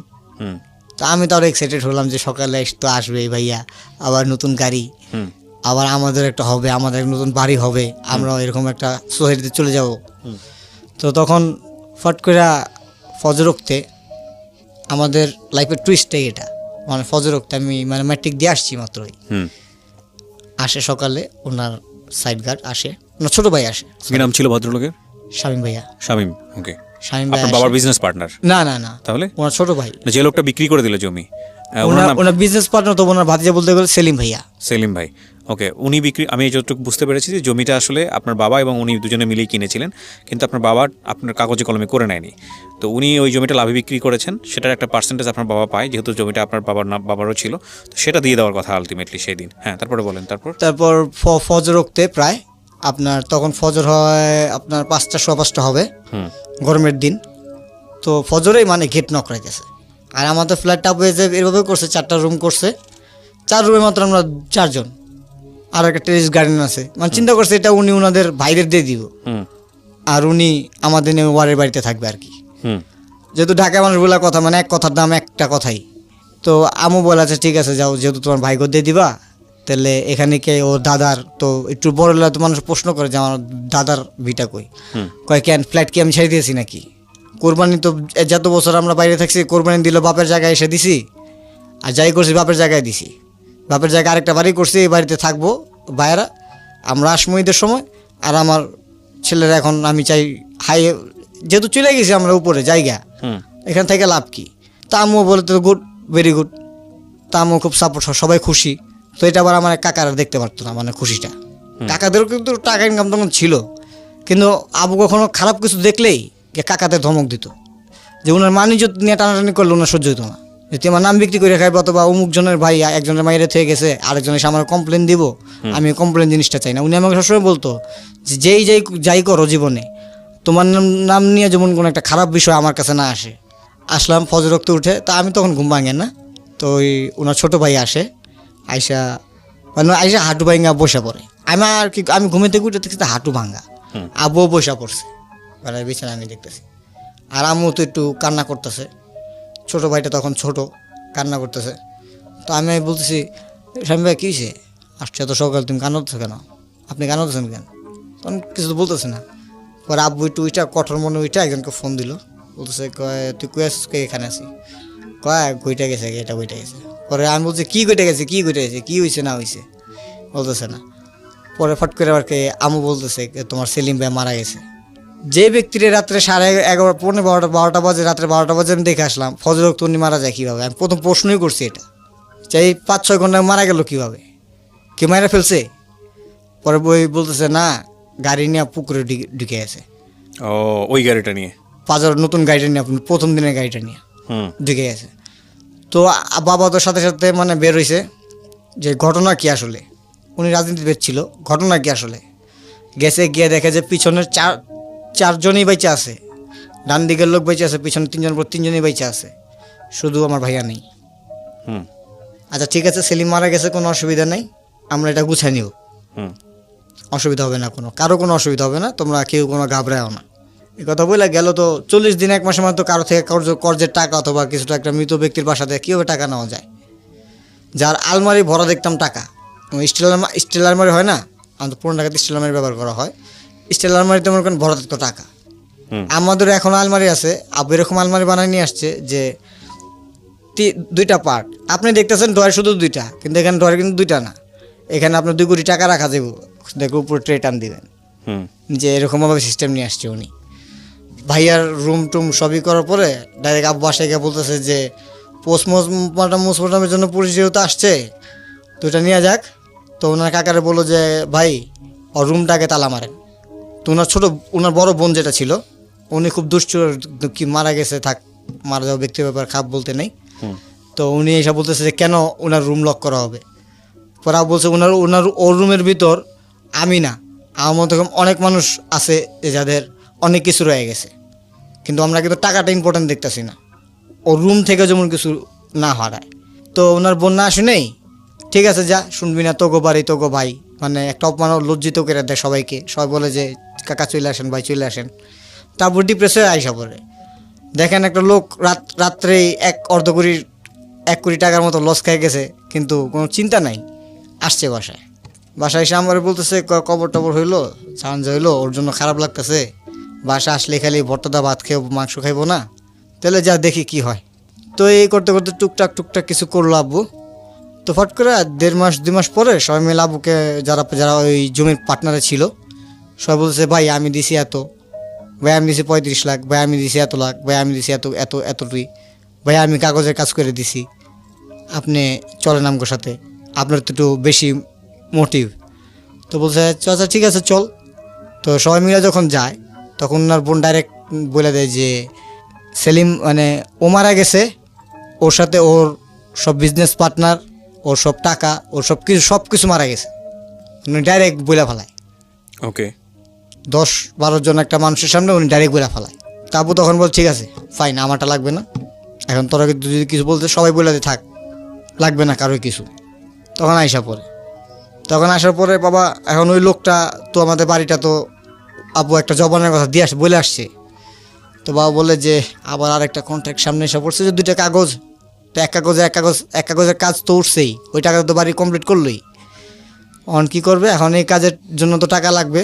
তো লোকের গিয়ে রিকোয়েস্ট করার পরেও লোকটা খুব ভদ্র ছিল, তো লোকটা পুরো টাকাটাই ফেরত দেয়। অ্যাজিব এরকম বলে না যে আপনি এক জবান দিয়ে আপনার থেকে আমি 2 লাখ রাখবো, 3 লাখ রাখবো, মানে ওই রকমও না। অথবা ক্ষমতাসীন যে ছিল আমার বাবা তাও দেখা লোকটা বলে না, বলে যে আপনি নিয়ে যান বাবা, অসুবিধা নাই, আপনি নিয়ে যান। ওই টাকা দিয়ে আরেকটা কাজ নেয়। তাই আমি বললাম যে বাবা আমি চলে যাই, তাহলে যাও। এই আমার টার্নিং পয়েন্ট। আমি যাওয়ার প্রায় 2 মাস হবে বাসা থেকে ফোন যায়। আপনি তখন ইন্ডিয়াতে? আমি ইন্ডিয়াতে। হ্যাঁ। তাই আমি বললাম বাবা আমি কিন্তু যখন এখানে ইন্টার ফার্স্ট ইয়ার বলে আমরা ওইখানে ক্লাস 11 বলতাম, বাবা ক্লাস 11-এ রেজাল্ট তো ভালো হয় নাই, আর তুমি বলছিলা বাইরে পাঠানোর জন্য, বাবা কিছু বলে না। তো যে বাবার বলতে আর ওই বাবা উত্তর দিতে দেরি করে না, সে বাবা কথা বলতেছে না কেন আমার সাথে। বললাম যে বাবা কি, তো বাবা বলছে যে আমি আগামী তোমার ছুটি কবে? আমি বলছি বাবা এই মে মাসের এত তারিখে। চাচা ঠিক আছে আমি আসতেছি। শেষ আসলো, আইসা আমার হোস্টেলে সব কিছু টাকা পেমেন্ট করলো, পেমেন্ট করে বললো যে এই বছর পরে তুমি দেশে চলে যাবা। তো তখন মনে মনে চিন্তা করছো দেশে যাওয়ার পর মনে বাইরে পাঠাই দেবো। হুম। তো দেশে আসি, দেশে আসার পর দিকে আমরা এই বাড়িতে, দাদা বাবা আরও ফ্রাস্ট্রেটেড হয়ে যায়, মানে মার উপর খুব ক্ষিপ্ত। তো ক্ষিপ্ত পরে মানে আমি আব্বুরে বুঝাবো কী হয়েছে তুমি আমাকে বলো, বলতে তো পারো তুমি আমার, কিছু হয়নি। পরে দেখতাম কি যে বাবা আগের মতো নাই, চেঞ্জ হয়ে যাচ্ছে, অ্যাটিটিউড চেঞ্জ হয়ে যাচ্ছে। অ্যাটিটিউড চেঞ্জ হয়ে গেছে, আগের মতো নাই। যে ব্যক্তি আগে সকালে ঘুমে দিয়ে উঠতো, নাস্তা খেতো, বেরোতো, দুপুরে বাসা আসতো, একটু রেস্ট, আবার সন্ধ্যাবেলা যেত, রাত্রে বাসায় ফিরে যেত। অনেক সময় রাতে যদি বাসা না ফিরে ফোন দিত যে আমি ফিরবো না আজকে। ও তখনই দেখা গেছে বাবা মোবাইল নিছে 96-এর 95-এ মোবাইল নিছে। ওনার ফ্রেন্ড ওনাকে জাপান থেকে প্যানাসোনিক একটা মোবাইল গিফট করছে। হুম। তখন 60 টাকা মিটার লাইন ছিল। ফট করে আমি একদিন দেখি আমাদের এখানে ফলপট্টি আছে, ফলের বাজার আছে, তো দেখি উনি বসে রয়েছে। তা আমি গিয়ে বলতেছি যে বাবা কিছু টাকা হবে? তো বলছে কিসে, কত টাকা? তুমি ঘর বলতে পারলাম না, এখানে আসছো। আমি এখনই লাগবো, একটু বাইরে যাবো। কত টাকা? আমি বললাম যে হবে 3-4 হাজার টাকা হইলে হবে। কারণ যে আগের হ্যাবিটটা রয়ে গেছে, আমার একটা হ্যাবিট রয়ে গেছে আগের, যে তা না বলতেছে 3-4 হাজার টাকা। তখন উনি পকেট থেকে তখন 1,000 টাকার নোট না 2টা 500 টাকার বের করে বলছে আপাতত এটা নিয়ে যাও। আমি বলছি আপাতত নিয়ে যাবো। তাও উনি আমাকে মনে কষ্ট না দিয়া, মানে পাশে এক ফলের দোকান থেকে, ফলের দোকানদার থেকে কার থেকে, মানে উনি ঠিক আরও 2,000 টাকা নিল, নিয়ে এসে আমাকে দিল। কেন পরে আমি নিয়ে আসলাম বসুন্ধরা সিটি আসলাম। একটা ফ্রেন্ড হইলো আর্সেন গেট থেকে, মানে আমাদের এলাকার পাশের থেকে একটা মেয়ে বন্ধু হলো। তো ও আস্তে আস্তে আমার সাথে একটু জড়াইলো, আমার একটা ব্যবহার দেখা, একটাই দেখা না। কিন্তু তখন কি আপনার বাবা কি বললো যে কি কি ঘটনা ঘটেছে? বাবা না, কেন কিছুই বলতেছে না, উনি কিছুই বলতেছে না। তো আমি আমার ওই ফ্রেন্ডকে নিয়ে একটু ঘুরি ফিরি, ওইদিকে যাই, বসুন্ধরা সিটিতে আসি, ছবি দেখি, ওকে নিয়ে একটু সারাদিন সময় দিই। এই ফাঁকে আমার ফ্রেন্ড যেগুলো ছিল ওগুলো সবাই বাইরে চলে গেছে। তা আমি যেতে পারতেছি না, আমার একটা মনটা খারাপ যে আমার বাইরে, আমি ওর বাইরে চলে যাই। তখন আইসা রাত্রে বলতেছি বাবা সবাই তো একজন লন্ডন চলে গেতেছে, কে অস্ট্রেলিয়া চলে যেতেছে, এখন আমার কি করতেছো? তখন বাবার কি কিছু না বললা ভাটাত খায়া ঘুমাতে চলে যায়। তখন আম্মু আমাকে সব ভাঙা বলে যে আমার বাবা 1 মাসের ভিতর কমসে কম 5 থেকে 6 কোটি টাকা, ওনার ক্যাশ নাই, ক্যাশ 5 থেকে 6 কোটি টাকা, এত টাকা নষ্ট হলো কিভাবে? ওই যে আপনার প্রথমে খেলো, দেখা গেছে যে ওনার একটা হ্যাবিট ছিল কি, মানে উনি তো কাঠ খেলতো, মানে জুয়া। হ্যাঁ জুয়া কেবল একটা কাঠ খেলতো, মানে অফিসিয়ালি ভাবো যে লোকাল না অথবা হাইফাই না, মানে লোকাল না অথবা কিছু না, মানে এক বোর্ডে এরকম দেখছি যে আমি এরকম, মানে এখন লোক বলে আর কি, 3 কার্ড না কি কার্ড এখন যে গেমসে খেলা হয়, জুয়ার অভ্যাস ছিল, ঠিক আছে, হ্যাঁ অভ্যাসটা ছিল আমার বাবার। তো উনি ওইখানে প্রায় 1 বছর 16 লাখ, 1 বছর এরকম 30 লাখ, 1 বছর 28 লাখ, এরকম ওনার ক্যাশ সব টাকা উনি আগে থেকে নষ্ট করছে আর কি, এটা কেউ জানতো না। সেজন্য আর কি মা ক্ষিপ্ত যে তুমি আগে টাকাগুলো এরকম নষ্ট করছো কেন, আমাদের ইন্ডিয়া ঘুরতে নিয়ে গেছো, যখনই গেছো 3-4 লাখ টাকা নিয়ে গেছো, তোমার কি মানা করতো না? ছেলে যা চাইছে তাই কিনে দিতেছো, না করতেছো না। আরেকটা ছেলে হয়েছে, আরেকটা ছেলের জন্য তুমি তাও এই ছেলে ওরও তুমি বলছো এই ছেলেরও তুমি এভাবে পালবা, তুমি পারবা, কিন্তু এই টাকাগুলো এভাবে নষ্ট করো না। আর বাবা একটু ঘরমি ছিল যে হ্যাঁ টাকা গেতেছে, টাকা তো আসবেই নি, আবার কামাইতেছি না, আসবেন নি, কিন্তু সময় তো আসলে এক থাকে না, এটা বাবা বুঝতে পারে নাই। তো লাস্টের মুহূর্তে আমি বুঝতে পেরে আমি একদম টোটালি ঘরে থেকে 2012-এ টোটালি 2011-এর শেষ দেখতেই টোটালি সব কিছু নেওয়া বন্ধ করে দিলাম। তখন আপনি কি ইন্ডিয়াতে? না, আমি দেশে, আমি আর যেতে পারলাম না, ওই যে মা বলে দিল। পরে ওখান থেকে স্কুল থেকে ফোন দিল, তো বাবা কথা বলার আগে আমি স্যারকে বললাম যে স্যার আমার অনেক অসুবিধা বাংলাদেশে, আমি আসতে পারবো না, মানে আজীব একটা দিয়া আমি বললাম আমার অনেক অসুবিধা, আমি আসতে পারবো না। তখন বললাম যে আচ্ছা ঠিক আছে। তো বাবার খুব মাইন্ড আপসেট ছিল, এত শখে পড়াইলাম, কিছু তো একটা করতে হবে ওর জন্য। তো একদিন উনি কার ধারা, কারণ একটা মানুষ যেহেতু এরকমভাবে করে আসছে, একজনের সাথে একজন পরিচয় হয়, কীভাবে আজকে আপনার সাথে আমার সাথে পরিচয় হয়েছে, কালকে আমার দ্বারা একজনের সাথে পরিচিত হবে। তো এরকম উনি বললো যে বাংলাদেশে কোম্পানি আসছে, এই অপারেটর হিসাবে লোক নিতেছে, তো তুই কি ইংলিশে কথা বলতে পারছ? আমি ইংলিশ তো মুখের বাঁচবই না, তুমি কি বলো, চাই চলো একটা ইন্টারভিউ দেবো। তো আমি যাই, গিয়ে ইন্টারভিউ দিই, ইন্টারভিউতে খুব আল্লাহর রহমত ভালো রেজাল্ট আসে, মানে মাহুতারে খুব ভালো একটা রেজাল্ট আসে। কিন্তু এখানে একটু ডোনেশন চাই, তো ডোনেশনে উনি ক্ষিপ্ত হয় যে আমি এত কিছু করে, এত কষ্ট করে, এত খাটনি করে ছেলেকে পড়াইলাম। ওই ডিরেক্টরের সামনে বলছে অনেক কষ্ট করে ছেলেকে পড়াইছি, কিন্তু এই ছেলেরা আমি ঘুষ দিয়ে আমি কাজ করাবো না, ওই না আমি ওকে আর কি করাবো না। তো বললো যে আচ্ছা ঠিক আছে ফাইন, তাই সব বললো। তো আমি এসে করলাম কি বাসায়, মানে আমার খালু আছে, ছোট খালু আছে। তো উনি তখন আর কি স্টেডিয়ামে, কমলাপুর স্টেডিয়ামে এই চাইনিজে যে ব্যাটারি রিক্সা বাইকগুলো আছে না, গ্রাম অঞ্চলে চলে, তো বিক্রমপুর সাইডগুলোতে খুব চলে। তো আমাদের এলাকার এক ভাই, উনিও দোকান দিছে, আর আমার খালু এক দোকান চাকরি করে। তো খালু চাকরি করতে করতে খালু এক্সপিরিয়েন্সে একটা দোকান দিয়ে বসছে। তো খালু বলতেছে আমারে, শাওন তুমি আমার দোকানে এসে বসো, তাহলে কাজও শিখতে পারবা, একটা এক্সপিরিয়েন্সও হবে, তোমার তো একটা ভবিষ্যৎ আছে। তা আমি বললাম ঠিক আছে, কবে আসতে হবে? তোমার যখন মন চায়, আমি কালকে চলে গেছি। তো মারা বললাম মা আমি যাই। তো মা বলতেছে খাবি কি? আমি অসুবিধা দেবো না, খালু তো আছেই। মানে কি আপনি লেখাপড়া ছেড়ে দিলেন তখন? হ্যাঁ ছেড়ে দিলাম।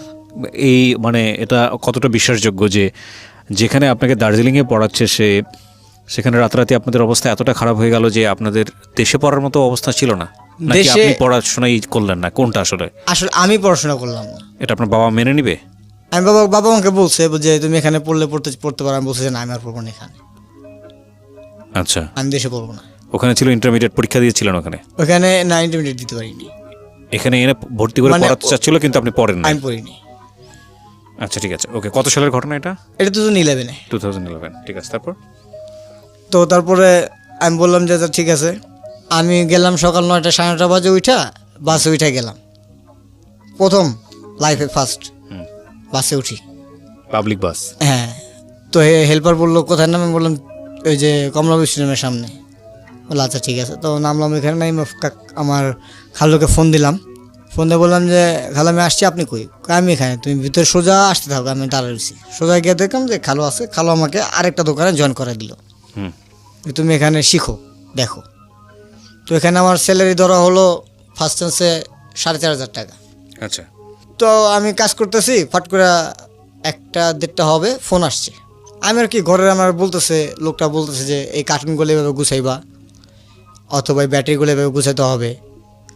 একটা ব্যাটারি 35 কেজির এভাবে উঠাইতে গেলে উঠাইতাম, মাইনে নিছি তখন আর কি। করলাম, সব কিছু করতেছি। করার পরে বাসা খালু দৌড়ে আসছে। আইসাই ওই আমার যে বস ছিল ওকে বলতেছে যে ভাই একটু ওরে আজকে বাসায় ছাড়তে হবে। কয় কেন? আজকে জয়েন করলে আজকে ছাড়াই নেবেন, এরকম কর্মচারী দিলে কি হবে নাকি? তখন খালু বলছে না, একটা সিরিয়াস বিষয়, ওরে জানায় না। ওর বাবা আর কি এটা হয়েছে, ওর বাবা স্ট্রোক করছে। তো আমার খালু বললো যে 100 টাকা দিয়া বলতেছে তুমি এখান থেকে রিক্সা নিবা, রিক্সা নিয়ে তাড়াতাড়ি বাসায় যাও। আচ্ছা। আমি বললাম যে খালু কেন রিক্সা দিয়া আবার 100 টাকা দিয়েছে? বলছে না তুমি যাও তো। তাই আমি বললাম খালু আমার আছে ভাড়া। বললো না তুমি নিয়ে যাও, আমার নিতে শরম কিছু, তুমি নিয়ে যাও। তো আমি নিয়ে গেছি, রিক্সা নিয়ে গেছি, বাসায় গেছি। বাসায় যাওয়ার পরে দেখতেছি যে বাবা কীভাবে বিশেষ করে এবার সরিয়েছে, যে আমি দেখা যে আমার বাবাকে আমি কখনো এভাবে শোয়া দেখিনি। ফ্রাস্ট্রেটেড, মানে আমি ওই যে ওইখানে যদি আমি হার্ট পেশেন্টই হইতাম, আমি হয়তো মারা গেতাম। এবার সরিয়েছে যে আমি সামনে বললাম যে কী হয়েছে? শুনছি বাথরুম পরে এসো, চিন্তা কিসের তোমার? পরে উনি এক হাত দিয়ে আমার উনি কান্নাটা বুঝে দিতে পারতেছে না। পরে নাক নিঃশ্বাস নিল। পরে আমি বললাম যে আমার কিছু কী হয়েছে? পরে আমি বললো যে তোর জাঙ্গেরকে আসতেছে, দেখি কী হয়, মানে ব্রেনে স্ট্রোক করছে। বাস আমার তো মাথা তখনই ঘুরে গেছে। যখন আমার বসে জোর করে বললাম যে আরেকদিন দেখ মোটিভেশন করতে, তাহলে ভালো হবে না। আর যে জায়গায় গেছি ওখানে দেখছি আবু ফরেনাররাও আসে, চাইনিজরাও আসে, আমি দেখি যদি ভালো লাগে তাহলে কিছু করব। তো বলতে আবু মানে কিছুই বলে না। তখন আমুরে আর কি দুপুরবেলা নাকি খাইতে বললে, এই পরের দিন বলছে আর কি আমুরে যে ছেলেকে না কত স্বপ্ন দেখছি, ছেলে নিজে গাড়ি চালায়, কতজনের গাড়ি ভেঙে দিচ্ছে, রিক্সা ভাঙছে, আমি নিজে জরিমানা দিয়ে আসছি, মা পচাইছি ওর লেগে মাসের কাছে, আর এই ছেলে আজকে কাজ করব। পরে মা বলতেছে যে তুমি পাচ্ছ এখন, ওরও তো শেখা দরকার, শিখুক। তখন কি খুব কাজ করি, শিখি। তো আমি যখন ইনকাম করা শুরু করি, 6 মাস পরে পাশের লোক আমার একটা দেখা, মানে মার্কেটিংয়ের একটা ভ্যালু দেখা আর স্পোকিং দেখা, মানে দেখতেছে কি একটা চাইনিজ আসছে, একটা ডিক্টেটর নিয়ে আসছে, ওকে 3,000 টাকা দিতে হবে সারাদিনে। এখন বসের সামনে বসে রয়েছে, এখন এই ব্যাটারিটা চলবে না। আর ও একটা কথা বলছে এরকম যে মানে ও চাইনিজটা বুঝতে পারে না, কিন্তু ও যে ইংলিশ আমার বসকে বলতেছে যে ব্যাটারিটার প্রাইস এত, কিন্তু ওইখান থেকেও কমিশন খাইতেছে, আবার আমার বসের থেকেও কমিশন খাইতেছে। আচ্ছা, তো আমি ফট করে বললাম যে না ভাই, আমাদের ব্যাটারিটা চলবে না, আমরা এই ব্যাটারিটা নিব না। তো ডিক্লেয়ার বলতেছে আপনি কি? তো আমার বস বলতেছে ও আমার কর্মচারী, আমার দোকানে থাকে। মানে পরে আমি বললাম যে ভাই, ইংলিশটা শুধু আপনি না, ইংলিশটা অনেকজনই জানে। এখন ভ্যান গ্যারেলার ABCD পারে, 1 2 3 পারে মোবাইল টিপতে। পরে বলছে আপনি ইংলিশে কথা বলতে পারেন? হ্যাঁ বুঝতে পারি, কথা বলতে পারি, কোনো ফ্যাক্টই না। পরে বলতেছে আচ্ছা ঠিক আছে। আমাকে সে ভাই এরকম করে না। পরে পাশের এক ইম্পোর্টার আমাকে বলতেছে পরের দিন, উনি আমাদের এলাকার পাশেই থাকে, আমি আগে জানতাম না। তো কবির ভাই বলে রাখা ভালো, খুব একটা অমায়িক মানুষ। উনি রানিং আমাকে বলতেছে শাওন, তুই আমার দোকানে চাকরি করবি? আমি বললাম ভাই আপনার দোকানে চাকরি করবো, আর দোকানে চাকরি ছেড়ে দিয়া বেতন দেয় কত? আমি 4,500 ভাই। কাউট খরচ, গাড়ির ঘরের খরচ কিছুই না ভাই। কিছুই দেন? আমি কই না, আমার দোকানে সব 5,000 টাকা চাকরির বেতন দিব, আর একটা গাড়ি বিক্রি হইলে 100 টাকা কমিশন তোর, আর পার্টি যদি তোর কিছু দেয় এটা পার্টি দিলে দিল, না দিলে না দিল। আমি ঠিক আছে ভাই, আর যাতা দিল তোর সাথে আমার সাথে একসাথে, তো গাড়ি ভাড়া লাগবো না। আমি থাকি জুরেন, তুই থাকি পোস্তগোলা, পাশাপাশি। তুই জুরেন থেকে গাড়িটা বাসায় চলে যাবি। তো এরকম করতে কি বেরোবে 2013 আসলো। আমার কাকারা আমার বাবার সাথে খুব মিসবিহেভ করতে থাকে। তো এক পর্যায়ে এরকম চলে যায় কি ভাই, আসলে আব্বু একটু দুপুরে ঘুমাইতে যেত। একটা মানুষ একটা পর্যায়ে থেকে মিসবিহেভটা কেন করে আপনার বাবার সঙ্গে? মানে ওই যে বাবা বলছিল যে বাড়িটা তো আর কি করছি, যেহেতু বাইরা তোরা থাকবি না, তোরা 3 জন আছো, আমরা 4 ভাই, যেহেতু 4 তলা বাড়ি করছি, তোরা 3 ভাই থাকিস না, আমি তো দুনিয়া চলে যাবো, একটা কথা বলা হয়েছিল আর কি। কিন্তু যেতে পারে না বলেই মিসবিহেভ শুরু হয়। তো ওই মিসবিহেভটা শুরু। আর আমাদের ফ্ল্যাটটা তো করছে আব্বা একদম আর কি 4 রুমের একটা ফ্ল্যাট, আবার অ্যাটাচ বাথরুম, সাথে একটা অ্যাটাচ টেরিস গার্ডেন। মানে দাদার বিল্ডিং ভাঙা হয় নাই, দাদার বিল্ডিং এর সামনে বাবা দোতলার উপর একটা গার্ডেনের মতো করছে আর কি। তো ওই বিষয় না, ছোটো একা শুধু দাবি করে পুরা বাড়ি আমার, যাকে মারছে আর কি আমি, পুরা বাড়ি আমার। তো সবাই যাই এখনও বলতে থাকে এগুলো ইগনোর করে চলি। তারপরে বলতেছে যে ওনারা এটা হ্যাঁ দুপুরে ঘুমাইতেছে। তো উপরে থাকতো কাকা, দৌড়দা নিয়ে এমর খান স্যারের কাছে গেত ধানমন্ডিতে তোরে, যে স্যার আমার ছেলের ঠান্ডা লাগছে না জ্বর লাগছে। মানে এখন মনে পড়ে থাক সব কথা। তারপর বাবাকে মিটফোর হসপিটাল নিয়ে যাই, তখন পালস ছিল 5। আমার তো একটা কম, মানে প্রচুর কম পালস, 5 অনলি 5। মানে আমি ভাবছি যে এটা মানে হারা ফেলো, মানে এরকম আর কি। আমি আল্লাহর কাছে কী চাবো, আর আমি কাছে কী চাবো, মানে আমার তো হাত পা সবই কাঁপতেছে যে আমার এটাই সব সম্পদ, এই চলে গেলে তো আমার জীবনে আমার এখন করুমটা কি আর কি। পরে ফট করে দেখি যে না, বাবা সুস্থর দিকে দেখলাম, রাত্রে ডাক্তার এসে সুস্থ দেখলো। তো বললো না ঠিক আছে অসুবিধা নেই, কিন্তু 1 সপ্তাহ রাখবো আমরা ট্রিটমেন্টে। তো 1 সপ্তাহ থাকলো। এর 1 মাস না যাইতেই আবার সেকেন্ড স্ট্রোক করলো।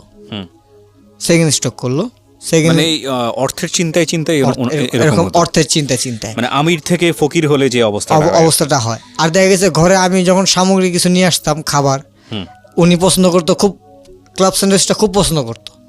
আমি দেখতাম কি অনেক সময় ডিসেন্ট থেকে অথবা কোনো ভালো একটা আমাদের যাত্রাবাড়িতে শহীদ পার্ক রোড আছে একটা, ওইখানে আর 90 ডিসেন্ট আছে, ওইখান থেকে পিৎজা আনার জন্য একটা স্যান্ডউইচ, আর ছোটো ভাইয়ের জন্য একটা কেক, 4-5টা কেক। মানে দেখ সারাদিনে 1500 টাকা 2000 টাকা ইনকাম হয়েছে, ওই 1000 টাকা এখানে আর কি কেনাকাটা করছি। কোনোদিন খালি হাতে বাড়িতে ফিরতাম না। বাবা এটা ফলো করতো। তো একদিন একটা দুর্ঘটনা ঘটাই আমি। তো ঘটনার পরে বাবা খুব রাগ হইয়া আমারে বলে চাকরি টাকরি করা লাগবে না। আমি বললাম আচ্ছা ঠিক আছে, আর করি না। তো করে আসার পরে সেকেন্ড স্ট্রোক হইল। সেকেন্ড স্ট্রোকের সময় আজব ঘটনা, উনি একা হাইটা গেছে। আচ্ছা, উনি একা হাইটা আর্মি ক্যাম্পের গেট পাড়া রিক্সা নিয়ে উনি মিটফোর হসপিটালে গিয়া উনি ইসিজিতে বসছে যে আমার হার্টের ব্যথা উঠছে, দেখেন তো কী হয়েছে। ডাক্তার বলছে যে আপনি তো স্ট্রোক করে ফেলছেন, আপনি আসলেন কীভাবে, আপনার সাথে কি আসছে? কাউরে বলে না বলে আসছি। তো যখন আমার বাবা সেকেন্ড স্ট্রোকে, তখন হসপিটাল থেকে খবর দেয় আমার মাকে, তখন আমার মা, আমার এক চাচাতো ভাই আছে, চাচাতো ভাই আমার ফোন করে বললো ভাইয়া তুমি কই? বললাম যে ভাই আমি তো আসি, বাইরে আসি। বলছে ভাইয়া যেটা তো স্ট্রোক করছে আবার। তো আমি তখন কত এখান থেকে উঠে আবার যাই দৌড়া হসপিটালে। হসপিটালে গিয়ে দিই বাবা বসে রয়েছে, বেডে বসে রয়েছে। আবু কী হয়েছে? কথা বলে না আমার সাথে বেশি একটা। বাসায় নিয়ে আসলাম ওনাকে আবার 4-5 দিন পরে। তো ডাক্তার একদম সাফ, মানে আপনি সিগারেট ধরতে পারবেন না, আপনার চাটাও বেশি খেতে পারবেন না। আচ্ছা, স্মোক করতো? হ্যাঁ, আবু একটা বলতে গেলে চেন স্মোকার ছিল। আচ্ছা, ডাক্তার না করে দেওয়াতে তো আমার কাকা, সবাই তো আর একরকম হয় না, তো দুষ্কাকার আর কি, যারা সৎ কাকা বললেন তাদেরও আপন বলতে হবে। তারা এখন একটু ভাবলে আমাকে, যদি আমি 3 বেলা 2 বেলা খাই তো আমার ওই সৎ চাচারাই আমার খাওয়াইতেছে আর কি বলতে গেলে। আমি বলি যে কি করতে কি করা যায়, তুমি একটা কিছু করো, এভাবে চললে হবে আবু? তুমি একটা অপারেশন করাও, কি করো? কয় কিছু হবে না, চিন্তা করো কেন। আর আমার ছোট ভাইটার নাম হইলো সোয়েব, কিন্তু ওরা আমরা পিপি বলে ডাকি আর কি, আদকেরা পিপি বলে। তো বলে ওর দিকে একটু খেয়াল রাখবে, এটি। তো দেখা গেছে কি স্ট্যান্ডে বসে, মানে চৌরাস্তা বসে রয়েছে, দোকানদারকে বলতো এক কাপ চা দে, কবে রং চা আছে। কিন্তু পাশের জন যখন দুধ চা খায়, উনি ক্ষিপ্ত হয়ে বলতেছে তুই পাশের জন্য দেশ আর তুই আমার দেশ নাকি লেগা, ওকে আপনার দিমু না, আপনি তো অনেক টাকা পায়। মানে মানুষের কি ইগনোর করে কি, মানে ওনাকে দিবে না, ওনাকে একটু রাখতে চাইতেছে মানুষ। তো উনি বুঝতে পারে। তো একদিন নাকি আমাদের এলাকার একজন, মানে আমার এক জ্যাঠা হয়, আবুতে বয়সে বড়, ওনার ওপেন হার্ট সার্জারি রয়েছে। তো উনি আব্বুরে বলছিল যে একটা সার্জারি করাও, অসুবিধা কি, 2-2.5 লাখ 3 লাখ টাকার মতো লাগে, একটা সার্জারি করায় ফেলাও। তো এই ডিসেম্বর 7 তারিখে আব্বুর মৃত্যুবার্ষিকী গেল, আচ্ছা 4 বছর হলো। তো উনি বুধবার দিন বলছে আব্বুরে যে ভাই আমার মনে হয় আমি আর বাঁচবো না। ওকে। তো এই শনিবার দিন রাত্রে মনে করেন আমি আসছি বাসায়, কাজ শেষে, কাজ করি না, মানে বেকার হয়ে গেছে, আসছি বাসায়।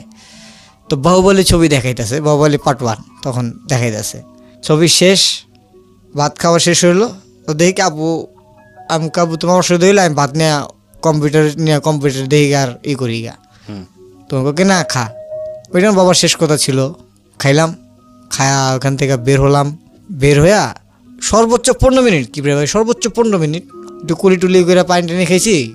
মেন ডোরটা দেখলাম লাগাইছি কিনা, কারণ নিজের সবারই আর ভাইটা বাড়ি আরেক বাড়ি চেক করে আমি মাত্র বিছানায় এসে, আমার ছোটো ভাইটা তখন 4 বছরের, ও মাত্র আর কি আমার সাইডের ওর একটু সাইড করে দিয়া কম্বলটা দিলাম, দিয়ে আমি মাত্র সাইড হয়েছি। এর ভিতরেই ফাট করে মানে একটা আওয়াজ আসলো, করে একটা আওয়াজ আসলো, কানটার ভিতরে এরকমভাবে লাগলো যে ওই ঘর থেকে তো আর আমু চিখে দিছে।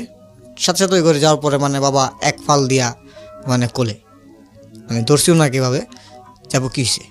তো বলতেছে যে উনি, আপনি দেখলে বুঝবেন উনি এভাবে বসছে ভাই, স্ট্রোকের ওই ঘরে আটকে গেছে, মানে শেষ আর কি। বলতেছে যে কই পিপি কোথায়, আমার ছোটো ভাইকে আদর করে পিপি বলে, যে ও কোথায়, ও কোথায়। আমি বলছি আছে তো ঘুমা রয়েছে। মানে ফট করে আমার কাকাকে ফোন দেই, কাকা এই অবস্থা, হসপিটালাইজ করতে হবে। কাকার সাথে সাথে দৌড়ায় আসে, সব কাকে আসে, আইসা নিয়ে যায়, হসপিটাল নিয়ে যাওয়ার আমি গেছি আব্বুর সামনে। তো ডাক্তার আইসা পালস 13-14 দেখতেছে। তো উনি ইসিজি থেকে মানে ওই ডাক্তারকে বলতেছে যে বেডে যাব। তো প্রায় শেষ স্যার, তো শেষ করলো। তো যখনই বেডে গেল, মানে ওনার ব্যথা তো সহ্য হইতেছে না, কিন্তু উনি তো বলতে পারতেছে না। কিন্তু আমি সামনে গেছি, আমার এরকমভাবে কীভাবে একটা ধাক্কা দিল, মানে হাত দিয়া। আর চোখ, মানে আমার বাবার চোখ, মানে আমার বাবা আমাকে একটা কথা শিখাই গেছে যে জীবনে তুমি হাসি আর চোখ গরম কাউরে দেখাইবে না তোমার। তো উনি যখন আমাকে ধাক্কা দেওয়ার পর চোখটা দেখলাম, মানে এই চোখ আমি আগেও যখন দেখছি, যে যখন রাগ করতো উনি, যে ওনার রাগে যে উনি যে করতেছে, ওনার চোখ এরকম বড় হয়ে, মানে আপনার আমার 4 চোখ মিলে এরকম চোখ, মানে চোখ বড় হয়ে গেছে। উনি অক্সিজেন দিতেছে, উনি রাখতেছে না। ডাক্তার ওনারাকে শোয়া, মানে 2টা ডাক্তার হাত ধরছে, আর আমার 2 কাকা 2 পা ধরছে। একজন আরেক ডাক্তার এসে কাঁধ ধরছে, কাঁধ ধরে ওনাকে উনি মাস্ক রাখবেই না। যখন মাস্ক আমাকে সরাই দিল, সরাই দেওয়ার পর ডাক্তারের দিক তাকায় আমার দিক তাকায় বলতেছে, মানে লাথিও দিতেছে আমারে, মানে লুঙ্গি পরাও বুঝতে পারেন, লাথিও দিতেছে আর কি। তো আমি ভাবছি যে হইতে পারে আমি থাকলে দেখা গেছে একটা যে কাছে মানুষ থাকে, সে সামনে যদি কষ্ট পায়, সে আরও একটু কষ্ট পাইতে পারে। কারণ আমারও মাথায় খুব সমস্যা আর কি, একটা সমস্যা ছিল, তা বাবা এরকম ভাবতো। তো এই আমি বেরোয় শুধু সিঁড়িতে বসলাম 3-4 মিনিট 5 মিনিট হবে, বাবাকে নিয়ে আসলো লাশ হিসেবে। নিয়ে আসার পরে শুধু এতটুকুই জানতে ইচ্ছা ছিল যে কিছু তো বলতা, এত আদর করছো, এত কিছু দিছো, কিছু বলতা। একটা মেলে নিয়ে ঘটনা ঘটছিল আমার সাথে, কীভাবে বিশ্বাস করবেন, র্যাব অফিসে আমাকে রাত্রে আটকায় রাখছে, আমাকে পানিশমেন্ট দিছে, আমাকে শুধু 5 ঘন্টা আটকায় রাখতে পারছে। বাবা বের করে নিয়ে আসছে, তাই তো? হ্যাঁ। ওকে, আমরা ছোট্ট একটা বিরতি নেব। বিরতির পর আবারও ফিরে আসছে আজকের এই জীবন গল্পে। আপনারা শুনছেন মিস্টার ম্যাঙ্গো ক্যান্ডি প্রেজেন্টস জীবন গল্প। ছোট্ট একটা বিরতি শুনছেন আরজি কিবরিয়ার সাথে মিস্টার ম্যাঙ্গো ক্যান্ডি প্রেজেন্টস জীবন গল্প।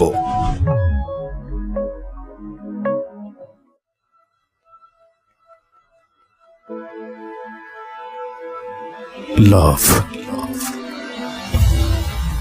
hate, challenge, motivation, lies, truth, impossible, virtue, morality, something beyond entertainment. Welcome to my stage of reality. Stay tuned. Sunday and Wednesday with me RJ Kibriya, only on Dhaka FM 90.4.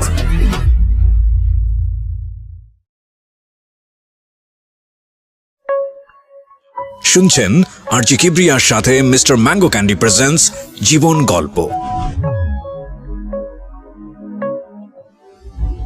ছোট্ট একটা বিরতির পর প্রিয় শ্রোতা, আপনাদের সবাইকে আরও একবার স্বাগত জানাচ্ছি মিস্টার ম্যাঙ্গো ক্যান্ডি প্রেজেন্টস জীবন গল্পে। আমি আরজি কিবরিয়া আপনার সঙ্গেই রয়েছি। যেখানে আমরা ছিলাম, আমি কথা না বাড়িয়ে আপনার কাছে আবারও ফিরছি। তারপর কি হলো? বাবা মারা গেল।